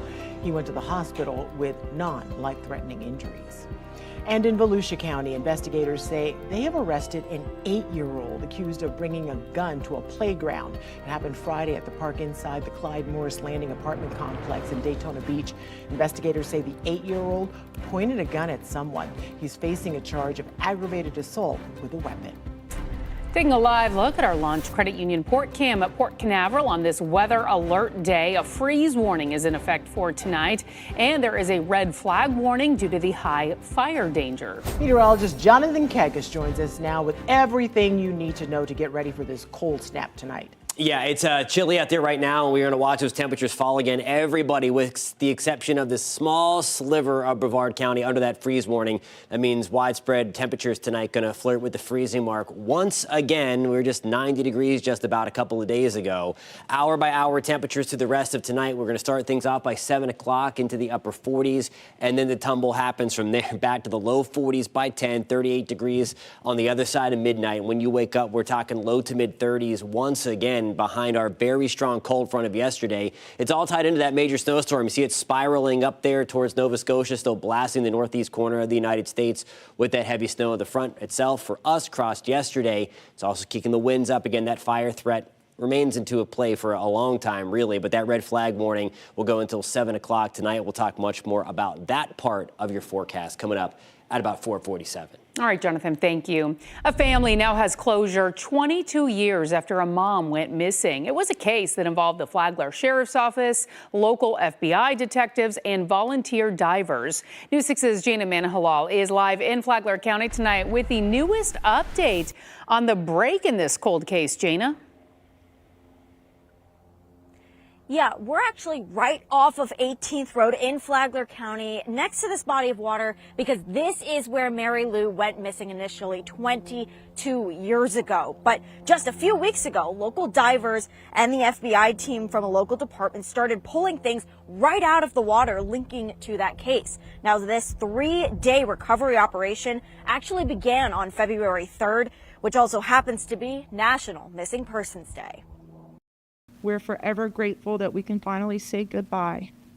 Thank you to everyone that has played a part in this blessing. May our mother rest in paradise. Mary Lou Combs was reported missing on October 9th, 2003 to the Flagler County Sheriff's Office after she didn't show up for her daughter's birthday. The Sheriff's Office received tips about her, but none were strong enough to work off of. Fast forward to 2020, Flagler County Sheriff's Office opened their first cold case unit, but by fall of 2021, they still had nothing. Nearly 4 years later, local volunteer divers from Hilo and Sub, as well as Recon Dive Recovery, offered to locate Mary Lou Combs' car, and by October 2025, they had found it. Pieces of the car were found just in the area in the Intercoastal Waterway near the 18th Road in Palm Coast. But the car had been underwater for over 20 years. It would crumble if the team tried to get to it. That's when the local FBI unit was called in. By December of 2025, the FBI team gathered car parts, her daughter's old toys, and even human remains that are suspected to be Mary's. Gosh, it was just a little plastic toy, colorful toy that stayed intact all these years. And the moment I saw it, I knew that was my closure, was to see those things that I recognized, that I knew were mine, that I knew were my mom's. That was where the closure came for me. It probably was a miracle that after all these years it finally was found, that there was enough pieces visible. I mean, you saw the sonar picture. It takes quite a lot of experience just to be able to look at that picture and say, hey, we think this is a car that's upside down. Yeah, and as I mentioned, those human remains that were found in the water, they do believe that it belongs to Mary Lou. They're just waiting on DNA to verify that. Now, you may be wondering, is this a crime? Was she pushed off the road by something? But, Sheriff Rick Stately and his entire team believe that this was just truly a tragic accident. For now, live in Flagler County, I'm Jana Manahol, News 6. Jana, thank you. In Orange County, the man police say is responsible for a deadly shooting in Orlando's Ivanhoe Village was scheduled to face a judge today. Orlando police say Jean de la Madar shot and killed Julian Cruz early yesterday. OPD says a fight happened between the victim and the suspect before the shooting. Officers say de la Madar shot from his vehicle before driving away. He is now charged with second-degree murder and is being held on no bond. Well, tonight we are back at a Palm Bay home for the second time in less than a year, all for a mom accused of neglecting her children again. This time, police say her toddler nearly drowned. Last September, we told you about allegations of 6 children locked in rooms of a filthy house that shocked a Brevard County community. Well, now, your Palm Bay community correspondent James Sparvero found out that mom was watching them when tragedy nearly struck. A 1-year-old almost drowns, and now for the second time in just the last few months, this mother, Can you state your name for the record? Laura Forsick, is back in jail. We're here for the aggravated child abuse allegations. In September, I came to Nathan and Laura Forsick's house near the Bayside Lakes area of Palm Bay when police said 6 of their children were locked in bedrooms with no food or water. Nathan, would you like to talk about the case? Sure. That day, I found Nathan, the father, after getting out on bond. Judge Michelle Neighborhouse allowed the Forsicks to see their kids again. That's how on Friday, police say Laura was here when their 1-year-old daughter nearly drowned in the swimming pool. Her eyes were rolled back and she had difficulty breathing, a new arrest report reads. Do we know how the child's doing, if the child's still alive? She's okay. Monday, police told me the toddler's been released from the hospital, but didn't specify to who. Why did she get the children back, at all? Laura says she runs a space consulting company, and 5 years ago, she was interviewed here at News 6 about her ties to the local industry. Her September case, along with her husband's, are still open, and a trial date isn't set. What do you fear could happen next to one of their kids? Oh my God, anything. I mean, a baby almost died. What could be worse than that? Laura Forsick's bond from her arrest last year is now revoked, so this time she'll have to stay in jail. Nathan Forsick is home. Can I talk to you too, Nathan? No. But he didn't want to be interviewed by me. I've also reached DCF and I've asked what's its plan to protect the children now? Like, where are they living and with who? Will they stay with DCF now? We'll add their response when we get it to clickorlando.com. In Brevard County, I'm your Palm Bay community correspondent, James Sparvero, News 6. Orlando city leaders have approved a new plan to turn more than 300 empty properties into single-family homes in downtown. The city council approved the Unlocked Open Door program this afternoon. With a price tag of $375,000 or less, leaders are calling it a path to affordable home ownership within reach for working families. So these lots have been for over a decade. This isn't something new. I want to make sure that there's a stake in the game. There's more ownership opportunities. For me, bridging a long time wealth gap. Under the program, buyers could receive $45,000 in down payment assistance, with another $10,000 available for first responders. Now, buyers would be required to live in the home as their primary residence for at least 5 years. The program will run through January 2029 or until funding runs out. Now to a live look at Wall Street after the closing bell. It was ugly today. U.S. stocks slumped after President Trump ramped up his newest tariff threats. The Dow ended down more than 820 points today. The S&P ended down more than 1%. The Nasdaq also ending down more than 1% today. President Trump pushing ahead with the new tariffs, all in response to a Supreme Court decision last week that wiped out many of the previously announced tariffs. Now trading partners around the world are trying to figure out how to respond. Natalie Brand has the latest from the White House. President Trump on Monday doubled down on plans to use other avenues to pursue his tariff agenda and threatened any country that wants to, quote, play games with what he called a ridiculous Supreme Court decision will be met with a much higher tariff, adding buyer beware. Over the weekend, the president announced he would be raising global tariffs to 15% using Section 122 of the Trade Act of 1974. But those can only remain in effect for 150 days. We don't have the same flexibility that IEEPA gave us. U.S. Trade Representative Representative Jamison Greer was pressed on Face the Nation what happens when that 150 days is up. During that time, we're going to conduct investigations that can allow us to impose tariffs if it's justified by the investigation. So we expect to have continuity in the president's tariff program. We know that these laws work. They're tried and true. But trading partners around the world are facing new uncertainty. European Union officials convened an emergency meeting amid the confusion. Monday, the European Union delayed a vote to ratify the trade agreement between the EU and US that was agreed upon last year in Scotland. It's unclear if there will be additional measures or how the United States will really guarantee that the deal of Thornbury will be respected. Ambassador Greer told CBS News he expects the previously negotiated deals to stand. Natalie Brand, CBS News, the White House. NASA is getting ready to roll the Artemis II rocket back from the launch pad. If the weather allows it, the space agency says it will move the SLS rocket into Orion spacecraft from Launch Pad 39B at NASA's Kennedy Space Center as early as tomorrow.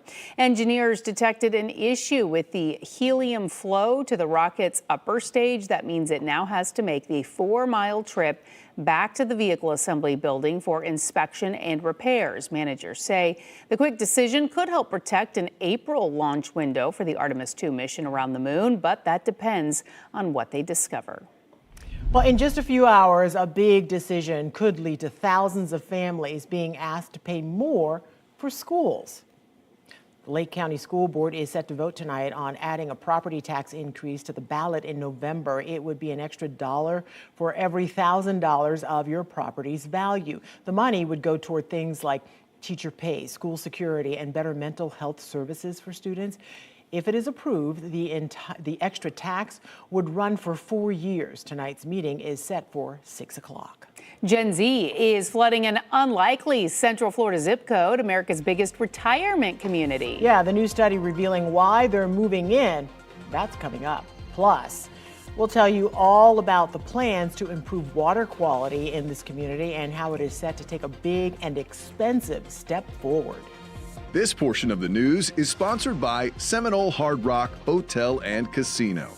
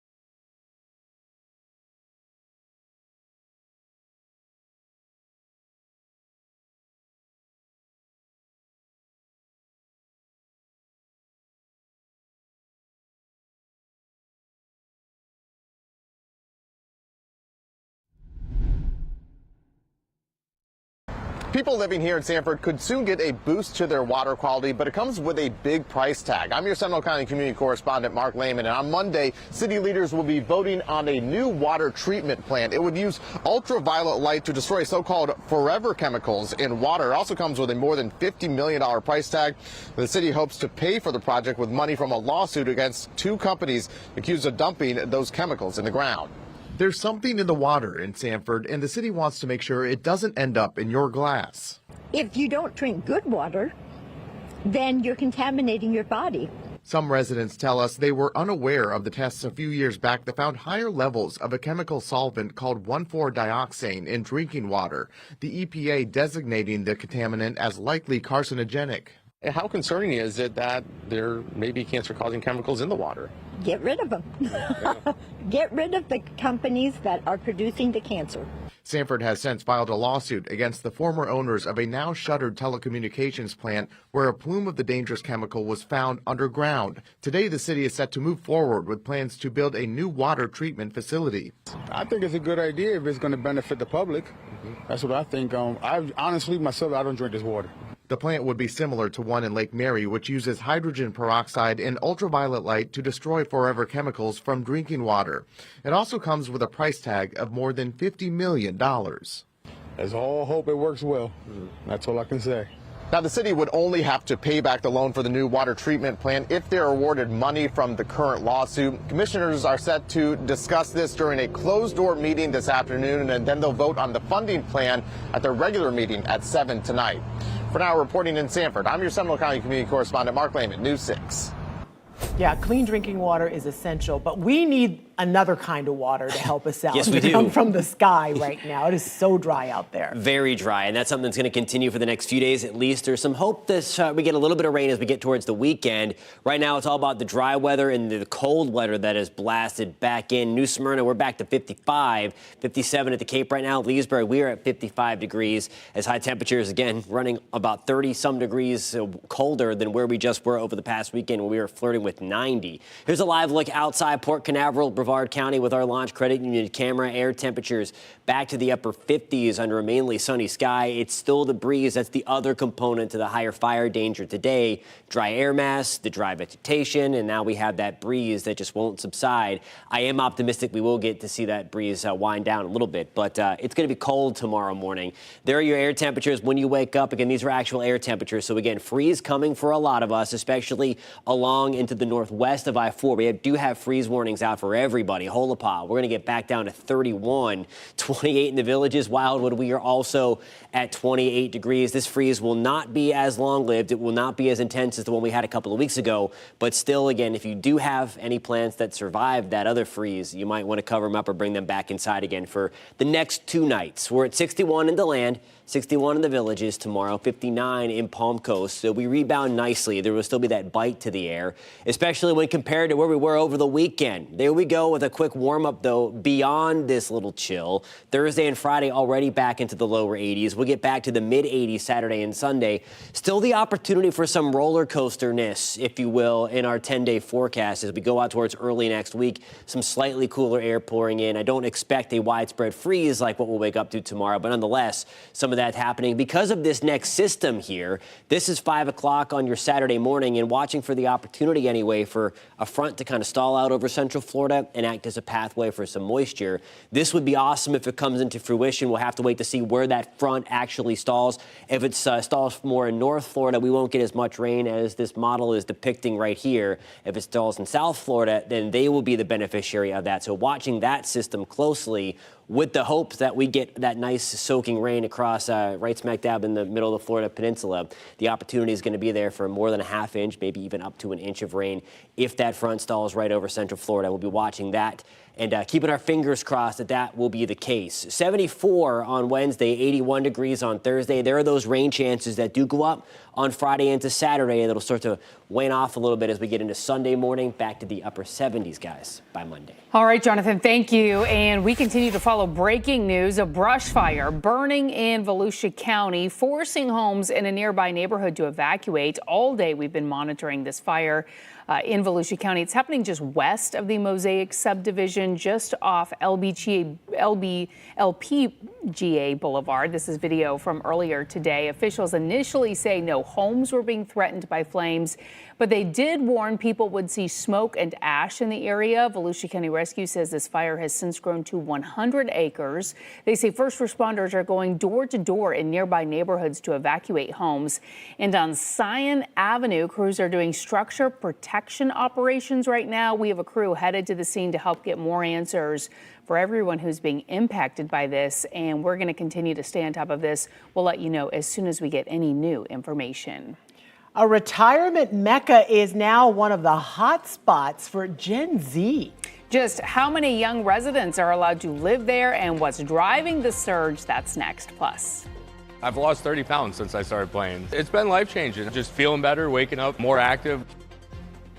move over pickleball, why this squash tennis hybrid sport could soon take over. That's coming up.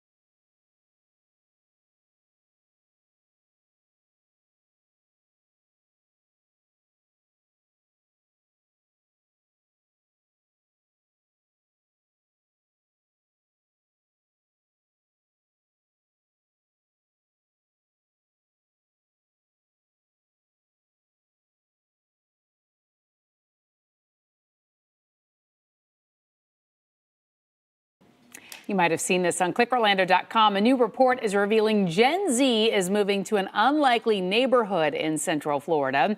According to a new study from Moving Place, the second hottest zip code for Gen Z is inside The Villages. That's known as the largest retirement community in the world. While Minneapolis ranked first, The Villages came in second. Florida law allows up to 20% of residents in retirement communities to be under 55. Forecasters at University of Central Florida say the area is expected to keep growing, bringing more jobs, especially in healthcare. That's just it. They need people who are not retired to support all the people who live there. Okay, I was going to ask, what do you think's going on? but you just answered I mean, it. there are all sorts of headlines, as you know, that come out of the villages. Correct. So it's clearly attracting a lot of people for a lot of different reasons. It's a nice area. Yeah, it is. A racket sport is growing in popularity in the U.S., and it's probably not the one that comes to mind. Yeah, some believe padel could even overtake pickleball. What? Stop it. Padel has an estimated 30 million players globally. The sport is popular overseas, especially in Europe and Latin America. Now, interest is growing here in the U.S. because they're over pickleball already. You can find the largest indoor padel facility in the country in West Palm Beach. One of the co-founders says post-pandemic popularity in pickleball has gotten people interested in padel. It's just a notch higher than what pickleball is. The sport is a combination of squash and tennis played by doubles in a glass steel enclosure. Why don't they call it squenish? Okay, so if This is getting out of control. If the current trend holds, the U.S. Padel Association predicts that by 2030, the U.S. will have more than 30,000 courts and more than 10 million players. Okay, so I'm like Googling what is the difference between padel and pickleball. One of the main things is the padel paddle is larger. I mean, at this point, why even play?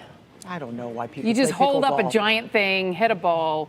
News 6 at 5 is next. Matt Austin is in the newsroom with what's ahead. He's a big Look at- pickleball look at his fan. face. Have you Take played over for padel, pickleball. Matt? Give me a break. It is not. Yeah, I've heard of it. I've seen it. It's not going to happen. Well, a powerful snowstorm has major East Coast cities at a standstill. Coming up, details on the nor'easter and what it's dumping feet of snow, knocking out power for thousands and impacting flights across the country.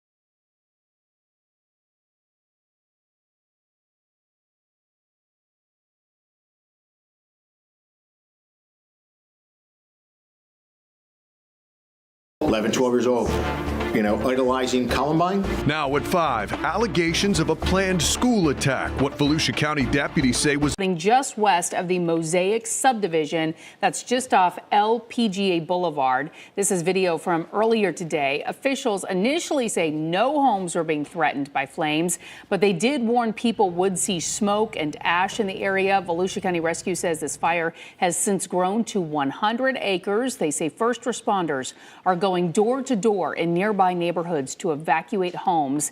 And on Scion Avenue, crews are doing structure protection operations right now. News 6's Alex Cook is on his way to the scene to get more answers for neighbors who are being impacted by all of this. We're going to continue to stay on top of this breaking news, and we'll let you know as soon as we get any new information. And like many other Central Florida counties, Volusia is under a burn ban. That means burning anything from yard debris to even simple campfires.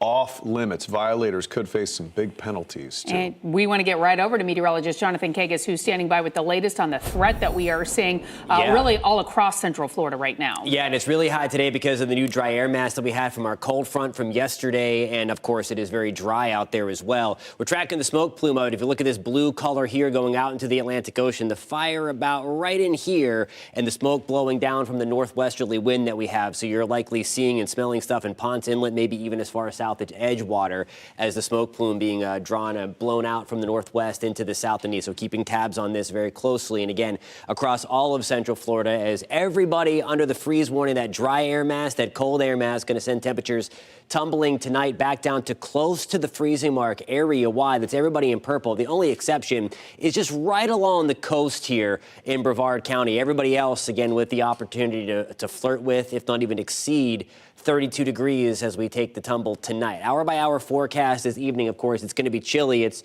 been cool all day, but we are going to really see those temperatures drop after the sun goes down. 42 by 10. We're waking up in the low to mid-30s. By tomorrow morning, we'll have more on the chill and when it warms up at about 5:17, guys. Jonathan, thank you. Well, tonight, historic blizzard conditions are slamming the Northeast, bringing major cities to a standstill. Jared Hill reports from New York City, where many areas are seeing record snowfall, and in some places, it's up to 2 feet.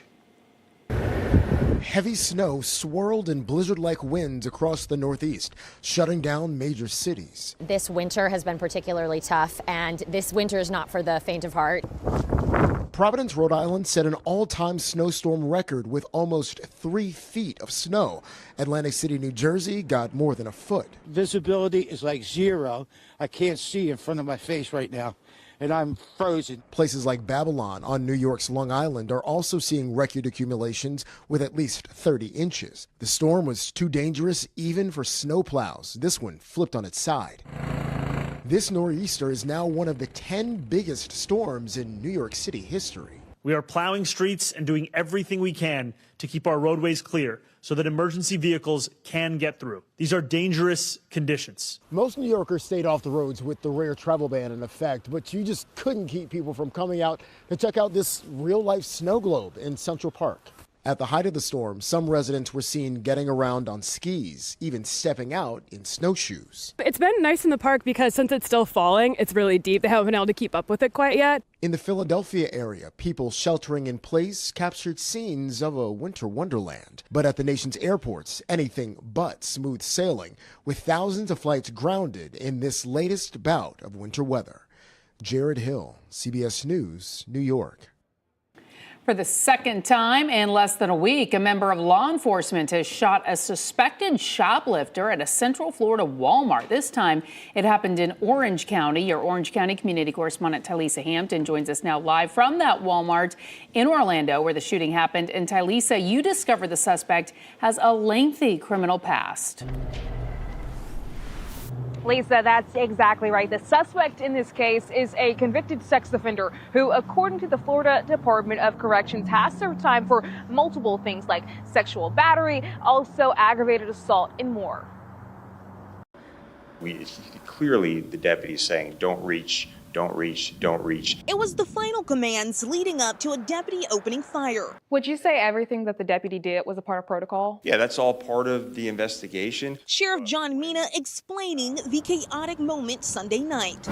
Outside the Walmart on East Colonial near Alafaya, crime scene tape went up after Orange County deputies got a call of a man with a ski mask trying to steal from the store. The man had declared martial law, appeared to be armed with a knife, and also made comments about a gun, and then left the store. With a cart full of stolen items in hand, the sheriff says deputies told 48-year-old Jason Anthony Beal to stop. When he didn't, they used a taser, and when that did not stop him, the situation escalated. Shortly after that, our deputy can be heard saying, don't reach, don't reach, don't reach, 3 times, and then our deputy fires his service weapon at the suspect, striking him several times. Beal was arrested and taken to the hospital. He is expected to be okay. These 2 knives pictured were also found on the scene. He is facing 2 charges, but that only adds to his long criminal history. Records show just 2 weeks ago, Beal was released after an arrest in a 2025 stabbing. As life around the store goes back to normal, the sheriff is left with the question on if Beal should have been walking the streets in the first place. It's disappointing. I don't know why we're releasing people with violent criminal histories out on our streets. And no one inside that store was reportedly hurt. As for Beal, he is going to face those 2 charges, one of which is robbery with a deadly weapon. Reporting for News 6, I'm Talisa Hampton. Back to you. Talisa, thank you. Now, just last week, the Osceola County Sheriff's Office said one of their deputies shot and killed a 16-year-old after a shoplifting incident at the Walmart in Point Siena. Deputies say Jairus Jones tried to run and approached other customers with a gun, and a deputy working store security shot him. 2 people who were with Jones were later found. No charges have been filed so far. Well, tonight, a Volusia County preteen arrested after authorities found a detailed online manifesto laying out a plan for a mass shooting at a middle school. Deputies say the 12-year-old told them she had been bullied and pushed too far. Her arrest shared on social media by the sheriff's office. Your Volusia County community correspondent Molly Reed spoke with the sheriff about that decision and how far this could have gone. Yeah, Volusia investigators say that 12-year-old had a plan to carry out a mass shooting here at Southwestern Middle School here in DeLand. Now, we got a hold of that manifesto where she had a 13-step plan to go after not just students, but others here at the school. Of all the threats that we arrest, this wasn't one where somebody just sat down and said, I'm bringing a gun to school to shoot one person. Deputies walking 12-year-old Josephine Simmons Peters, who also goes by Christian, to jail. The tip on the planned shooting came on Fortify, Florida, an anonymous reporting platform for school threats. Sheriff Mike Chitwood says a person found Simmons Peters' manifesto on a website. This was a well thought out plan. It talks about where to hide in a ditch. It talks about how to bring the guns into the school. It talks about who to target. The entire manifesto is in the investigators' reports. It's riddled with graphic language, which is why we have to blur almost all of it. In it, the preteen writes a 13-step plan to shoot students, staff, the school resource officer, and then herself. She also specifically named students she claimed had been bullying her. That's no excuse to be writing out a manifesto and talking about how you're going to wipe people off the face of the earth. There are steps in place that you go to and you use. The sheriff says investigators did not find guns at her home. Kids get a hold of guns very easily. It doesn't necessarily have to be in their parents' home. In today's day and age, they know where to buy guns on the streets. Parents from the middle school relieved to hear deputies made an arrest. It's always going on around everywhere, and it's just like it seems like nobody's wanting to take accountability and responsibility for their students or their kids actually doing that type of stuff. Now, the sheriff also told us that this student had been in trouble before for threatening to hurt a student with a gun. He says it was not at the level of this case, though. I'm your Volusia County community correspondent Molly Reed, News 6. Molly, thank you. New at 5 now. Police in Melbourne investigating after a car hit a runner on a closed course during the Florida Half Marathon. The incident happened on February 8th. That car hit the runner in the closed section of the road, and the runner died just about a week ago. Police tell us the investigation remains active No arrests have been made. A major storm is causing flight cancellations across the country. Ahead at 5, TSA pre-check was shut down, then it reopened. What this means for your airport experience. Plus, March is right around the corner. When will it start feeling like spring break in Central Florida? We'll have a look at the seasonal trends. That's coming up. You're watching News 6 at 5 as we take a live look at Port Canaveral. It looks nice out there right now. This is from our Launch Credit Union cam. We'll be right back. This portion of the news is sponsored by Launch Credit Union.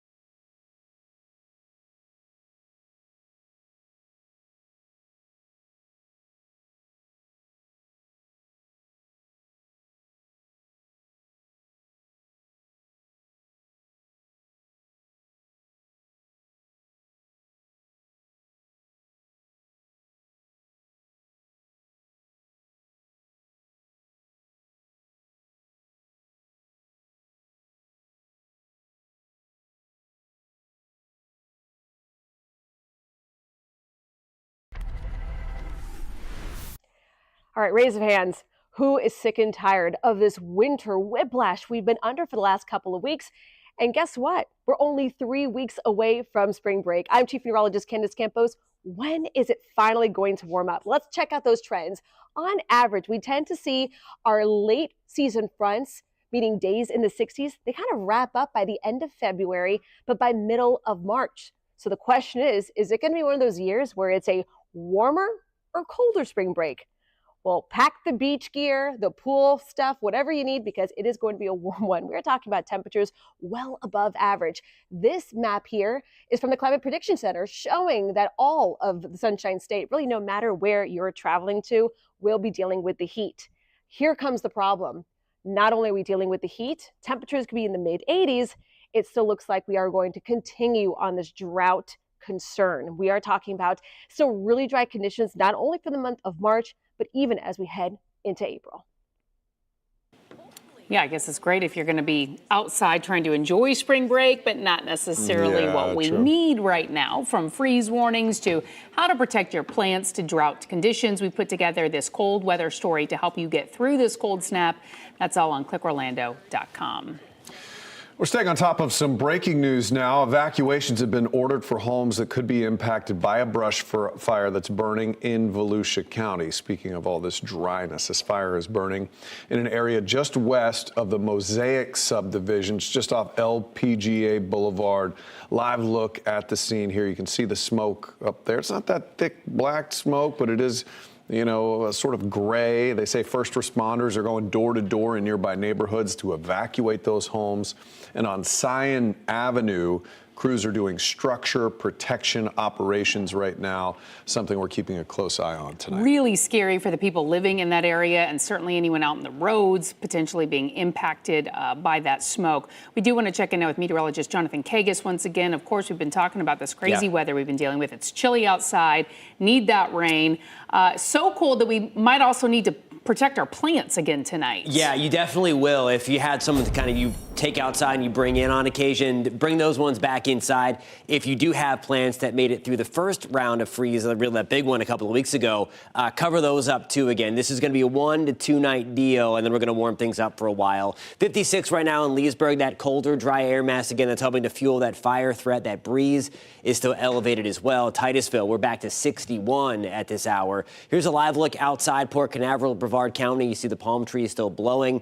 I think once we get into the overnight and especially through the day tomorrow, we're going to watch that breeze finally subside a little bit. It's a live look with our Launch Credit Union camera. Air temperatures now back to the upper 50s under a mainly clear sky. There's the breeze sustained out of the northwest, pumping in that chilly air at about 15 to 20 miles an hour. You can clearly see what's going on. Again, the extension right back into Canada again. 26 in Columbus, 25 degrees in Detroit. We're at 34 in New York City. Of course, they're also dealing with a couple feet of snow up in that direction.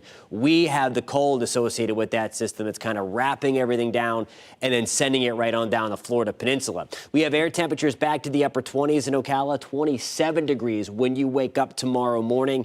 Oviedo will be at 34, so right around that freezing mark. So again, everybody, with the exception of the extreme coast of Brevard County, make sure you cover the plants if you do have anything that survived the first freeze. For us in Ocala, again, our temperature is going to take a tumble as we slide into tomorrow morning. Again, we're back to the upper 30s by midnight, and then we'll bottom out again, as I showed you before, right around 28 degrees.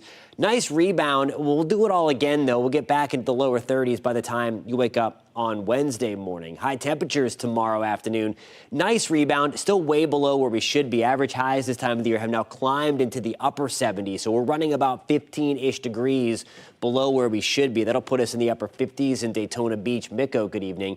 We're at 61, also 61 in Bushnell for tomorrow. Sunshine, forget about that. That will be dominant, and I do think that breeze comes back down.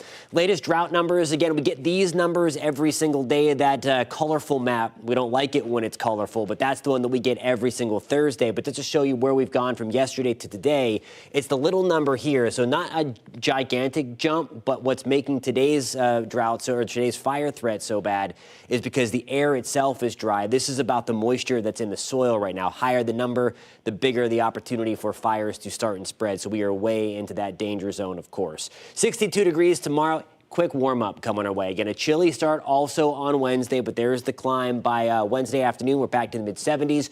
81 on Thursday. There's actually a rain chance on the 7-day forecast. It's coming Friday into Saturday, still ironing out the details with that one, but we will take that if that sets up. We're back to 83 on Friday, 84 on Saturday. We're keeping things nice and warm to close out your weekend, guys. Jonathan, thank you. Open up that camera app. You can scan the QR code on your screen and click the link. We want to see those weather pictures and videos. It could end up on TV. You could also go to clickorlando.com/pins, upload your pictures and videos that way.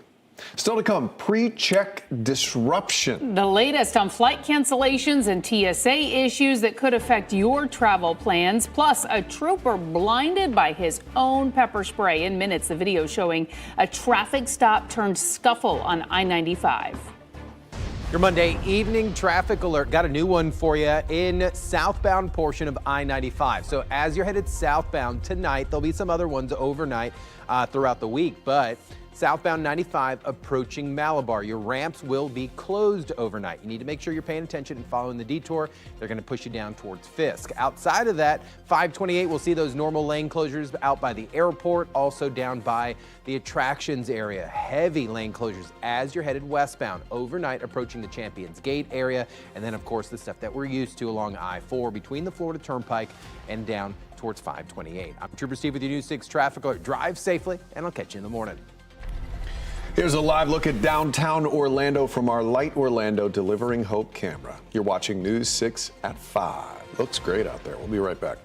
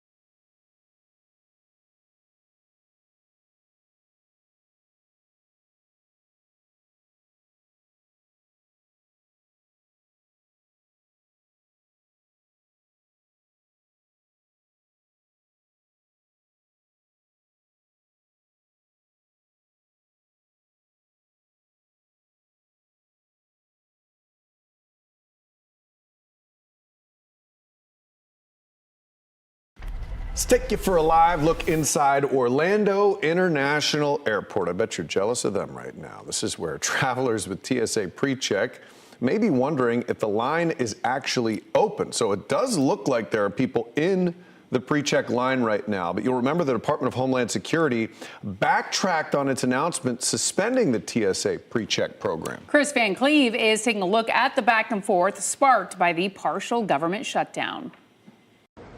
A confusing weekend for flyers as the Department of Homeland Security announced Saturday night it was suspending both TSA PreCheck and Global Entry, blaming the ongoing partial government shutdown impacting DHS. But by Sunday morning, the agency reversed track, reopened TSA PreCheck.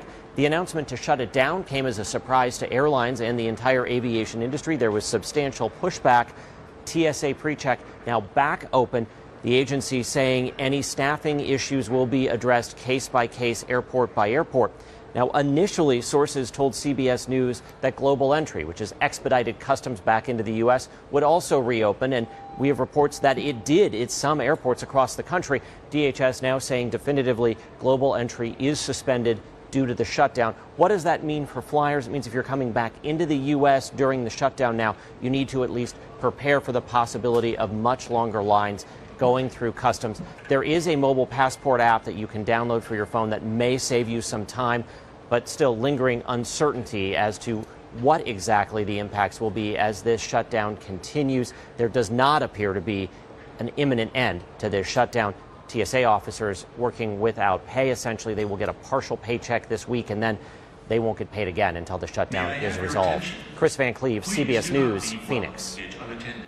Well, it was a long journey for passengers flying from Tokyo to Orlando. Details on this new historic connection, that is coming up, plus a radio voice in the car, like with him in the car. We're going to check in with Trooper Steve and Jen Lopez from Nix 105.1 on a ride along. That's coming up. A 1-year-old almost drowns, and now for the second time in just the last few months, this mother is back in jail. I have details of the new allegations in this troubling story. As we take a live look at Daytona Beach, you're watching News 6. We'll be right back.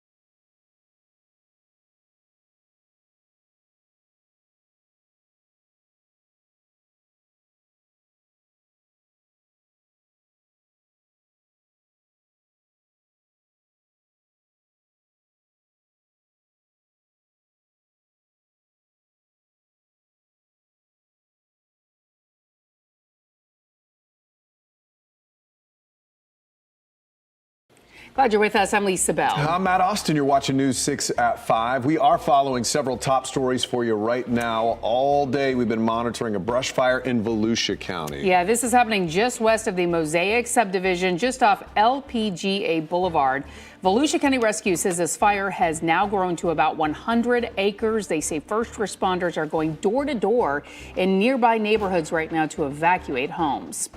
For the second time in less than a week, a person was shot at a Central Florida Walmart. This happened last night at a store on East Colonial Drive in the Alafaya area of Orange County. The Orange County Sheriff says a deputy shot a masked shoplifting suspect named Jason Anthony Beal. He went to the hospital with non-life-threatening injuries. A 12-year-old accused of writing and posting a detailed manifesto about a mass shooting plan at Southwestern Middle School in DeLand is in custody. The Volusia Sheriff's Office says Josephine Simmons Peters made a plan to carry out the shooting because she was bullied. She faces charges of making written threats to kill and misuse of a two-way communications device. Now for the latest on our dry conditions outside, meteorologist Jonathan Kagas joins us now. What are we seeing on the radar right now, Jonathan? Yeah, we're tracking the smoke of that brush fire in Volusia County for sure. That northwest wind blowing the smoke plume right on through Ponce Inlet, getting into Edgewater, maybe as far south as New Smyrna Beach, but you see it right there. Fire itself just right about in that general area, and then this little blue stripe that you see here on the radar, that's the radar actually picking up on the smoke plume that has it exiting again over to the Atlantic Ocean tonight. So really, if you're driving anywhere from Ponce Inlet to Edgewater up to Daytona Beach, you'll be likely seeing or smelling that smoke. Now, the fire threat going up today because of our new dry air mass. Of course, it is windy, and we all know how dry it has been, so we have the trifecta today. The freeze warning now on the cold side. So again, if you had any plants that may have survived the freeze a couple of weeks ago, cover them up or bring them back inside for likely the next 2 nights, and then you probably the last time you have to do that for a very long time. Again, that's going to go in play overnight tonight as we have air temperatures dipping back toward the freezing mark, if not even a couple of notches below that. All because of that big nor'easter. You see the heavy snow from about Nova Scotia into Newfoundland back down the Atlantic coastline here towards New Jersey. The cold front itself beyond Bermuda. That's what ushered in the chill for us yesterday and when we woke up this morning. We'll talk about when the warm-up comes. This is going to be a short fuse little cold blast here. We'll have that part of your forecast coming up at about 5:47, guys. All right, Jonathan, thank you. We are back at a Palm Bay home for the second time in less than a year for a mom accused of neglecting her children again. This time, police say her toddler nearly drowned.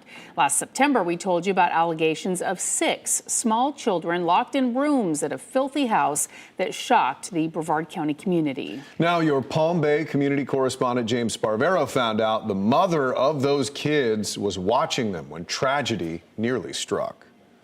A 1-year-old almost drowns, and now for the second time in just the last few months, this mother, can you state your name for the record? Laura Forsick, is back in jail. We're here for the aggravated child abuse allegations. In September, I came to Nathan and Laura Forsick's house near the Bayside Lakes area of Palm Bay when police said 6 of their children were locked in bedrooms with no food or water. Nathan, would you like to talk about the case? Sure. That day, I found Nathan, the father, after getting out on bond. Judge Michelle Neighborhouse allowed the Forsicks to see their kids again. That's how on Friday, police say Laura was here when their 1-year-old daughter nearly drowned in the swimming pool. Her eyes were rolled back and she had difficulty breathing, a new arrest report reads. Do we know how the child's doing, if the child's still alive? She's okay. Monday, police told me the toddler's been released from the hospital, but didn't specify to who. Why did she get the children back, at all? Laura says she runs a space consulting company, and 5 years ago, she was interviewed here at News 6 about her ties to the local industry. Her September case, along with her husband's, are still open, and a trial date isn't set. What do you fear could happen next to one of their kids? Oh my God, anything. I mean, a baby almost died. What could be worse than that? Laura Forsick's bond from her arrest last year is now revoked, so this time she'll have to stay in jail. Nathan Forsick is home. Can I talk to you too, Nathan? No. But he didn't want to be interviewed by me. I've also reached DCF and I've asked what's its plan to protect the children now? Like, where are they living and with who? Will they stay with DCF now? We'll add their response when we get it to clickorlando.com. In Brevard County, I'm your Palm Bay community correspondent, James Sparvero, News 6. Well, our team coverage continues now as investigator Erica Briguglio shows us DCF has faced some operational challenges. The Florida Department of Children and Families, or DCF, has struggled for years with low funding and high turnover. As of January, there are about 15,000 children and young adults in the DCF system. But managing those cases has been difficult. A 2024 report on the agency found turnover near 55%, That is, investigators and caseworkers leaving after less than 18 months on the job. That high turnover has driven up caseloads, with another internal report showing a caseworker to child ratio of more than 17 to 1. That's at least 5 more kids per caseworker than DCF recommends. Now, in recent years, the state has added more funding to DCF. However, at a recent Senate hearing in Tallahassee, questions were raised about how quickly DCF can make those improvements and if what is broken can even be fixed. All right, very interesting. Well, last year we told you about a Florida Highway Patrol trooper who was temporarily blinded by his own pepper spray during a traffic stop in Brevard County. Well, we just got our hands on the dash cam and body-worn camera videos from that incident on I-95. News 6 anchor Ginger Gadsden joins us now in studio to walk us through this. Ginger. Yeah, Lisa and Matt, you don't see the actual moments the trooper is sprayed in these videos, but you do hear it. The driver and the trooper ended up in a scuffle in the front seat of the Volvo you see here in this video. This happened last July. The trooper ordered the man out of the car. The man said he could not get out of the car because he has a spinal cord injury. The whole exchange was captured on the trooper's dash cam. Now, according to FHP report, the trooper used the pepper spray during the fight, but it got knocked out of his hand and then into his face. Again, you cannot see the moment this happened, but you can hear the trooper coughing. Now, we do want to warn you, you may find this exchange uncomfortable to hear. Yo,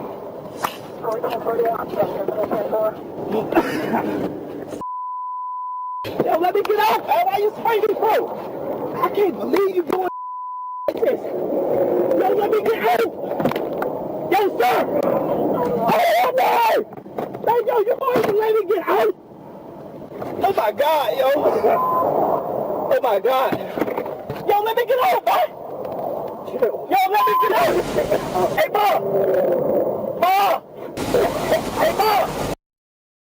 Yeah, it's a pretty intense situation there. Now, the man in the driver's seat has been identified by FHP as Addison Taylor. According to the arrest report, the trooper pulled him over for speeding. He was going 91 in a 70. His charges include resisting arrest, DUI, and battery on a law enforcement officer. Matt? Thank you, Ginger. Well, tonight, the U.S. Embassy in Mexico told Americans who are in that country to shelter in place, continued to on Monday because of the ongoing security operations there. It comes after Mexican authorities killed the leader of that country's most powerful drug cartel, sparking retaliatory attacks. Karen Hua has the latest from Mexico City. Social media footage captured the panic at the Guadalajara airport Sunday as plumes of smoke could be seen outside. You saw the ground workers like running around, going inside, like trying to hide. Juliana Perez, who made it back to Houston, described the cartel-related violence she saw. It's not unusual in Mexico, you know, just didn't think anything of it. Kept going, saw another car on fire, like, okay, that's kind of weird. Guadalajara was one of many areas that erupted in violence Sunday, as Mexico's most notorious drug cartel fiercely retaliated after Mexican special forces killed their leader, Nemesio Ruben Oseguera Cervantes, widely known as El Mencho. The cartel he led has the highest cocaine, heroin, and methamphetamine tracking capacity in Mexico, according to the U.S. State Department. Mexico's President Claudia Sheinbaum urged calm Monday Amanecimos sin ningún bloqueo en ninguna de las carreteras. And said the hundreds of roadblocks set up by the cartel across the country had been cleared. Many American tourists remain stranded in Puerto Vallarta, including Adrian Moorfield and TJ Perry. You're kind of there indefinitely. There were no outgoing flights until Thursday. That does not take into consideration whether or not roads will even be open, the airport will be operating again. The violence in Guadalajara comes just a few months before Mexico's second largest city is scheduled to host FIFA World Cup matches. Karen Hua, CBS News, Mexico City. Well, she's a voice many Central Floridians hear every morning. Today, Jen Lopez from Mix 105.1 joined traffic safety expert Trooper Steve for his morning drive. And Trooper Steve on patrol, they talked about everything from crazy commutes to calling out bad drivers, plus comparing their jobs.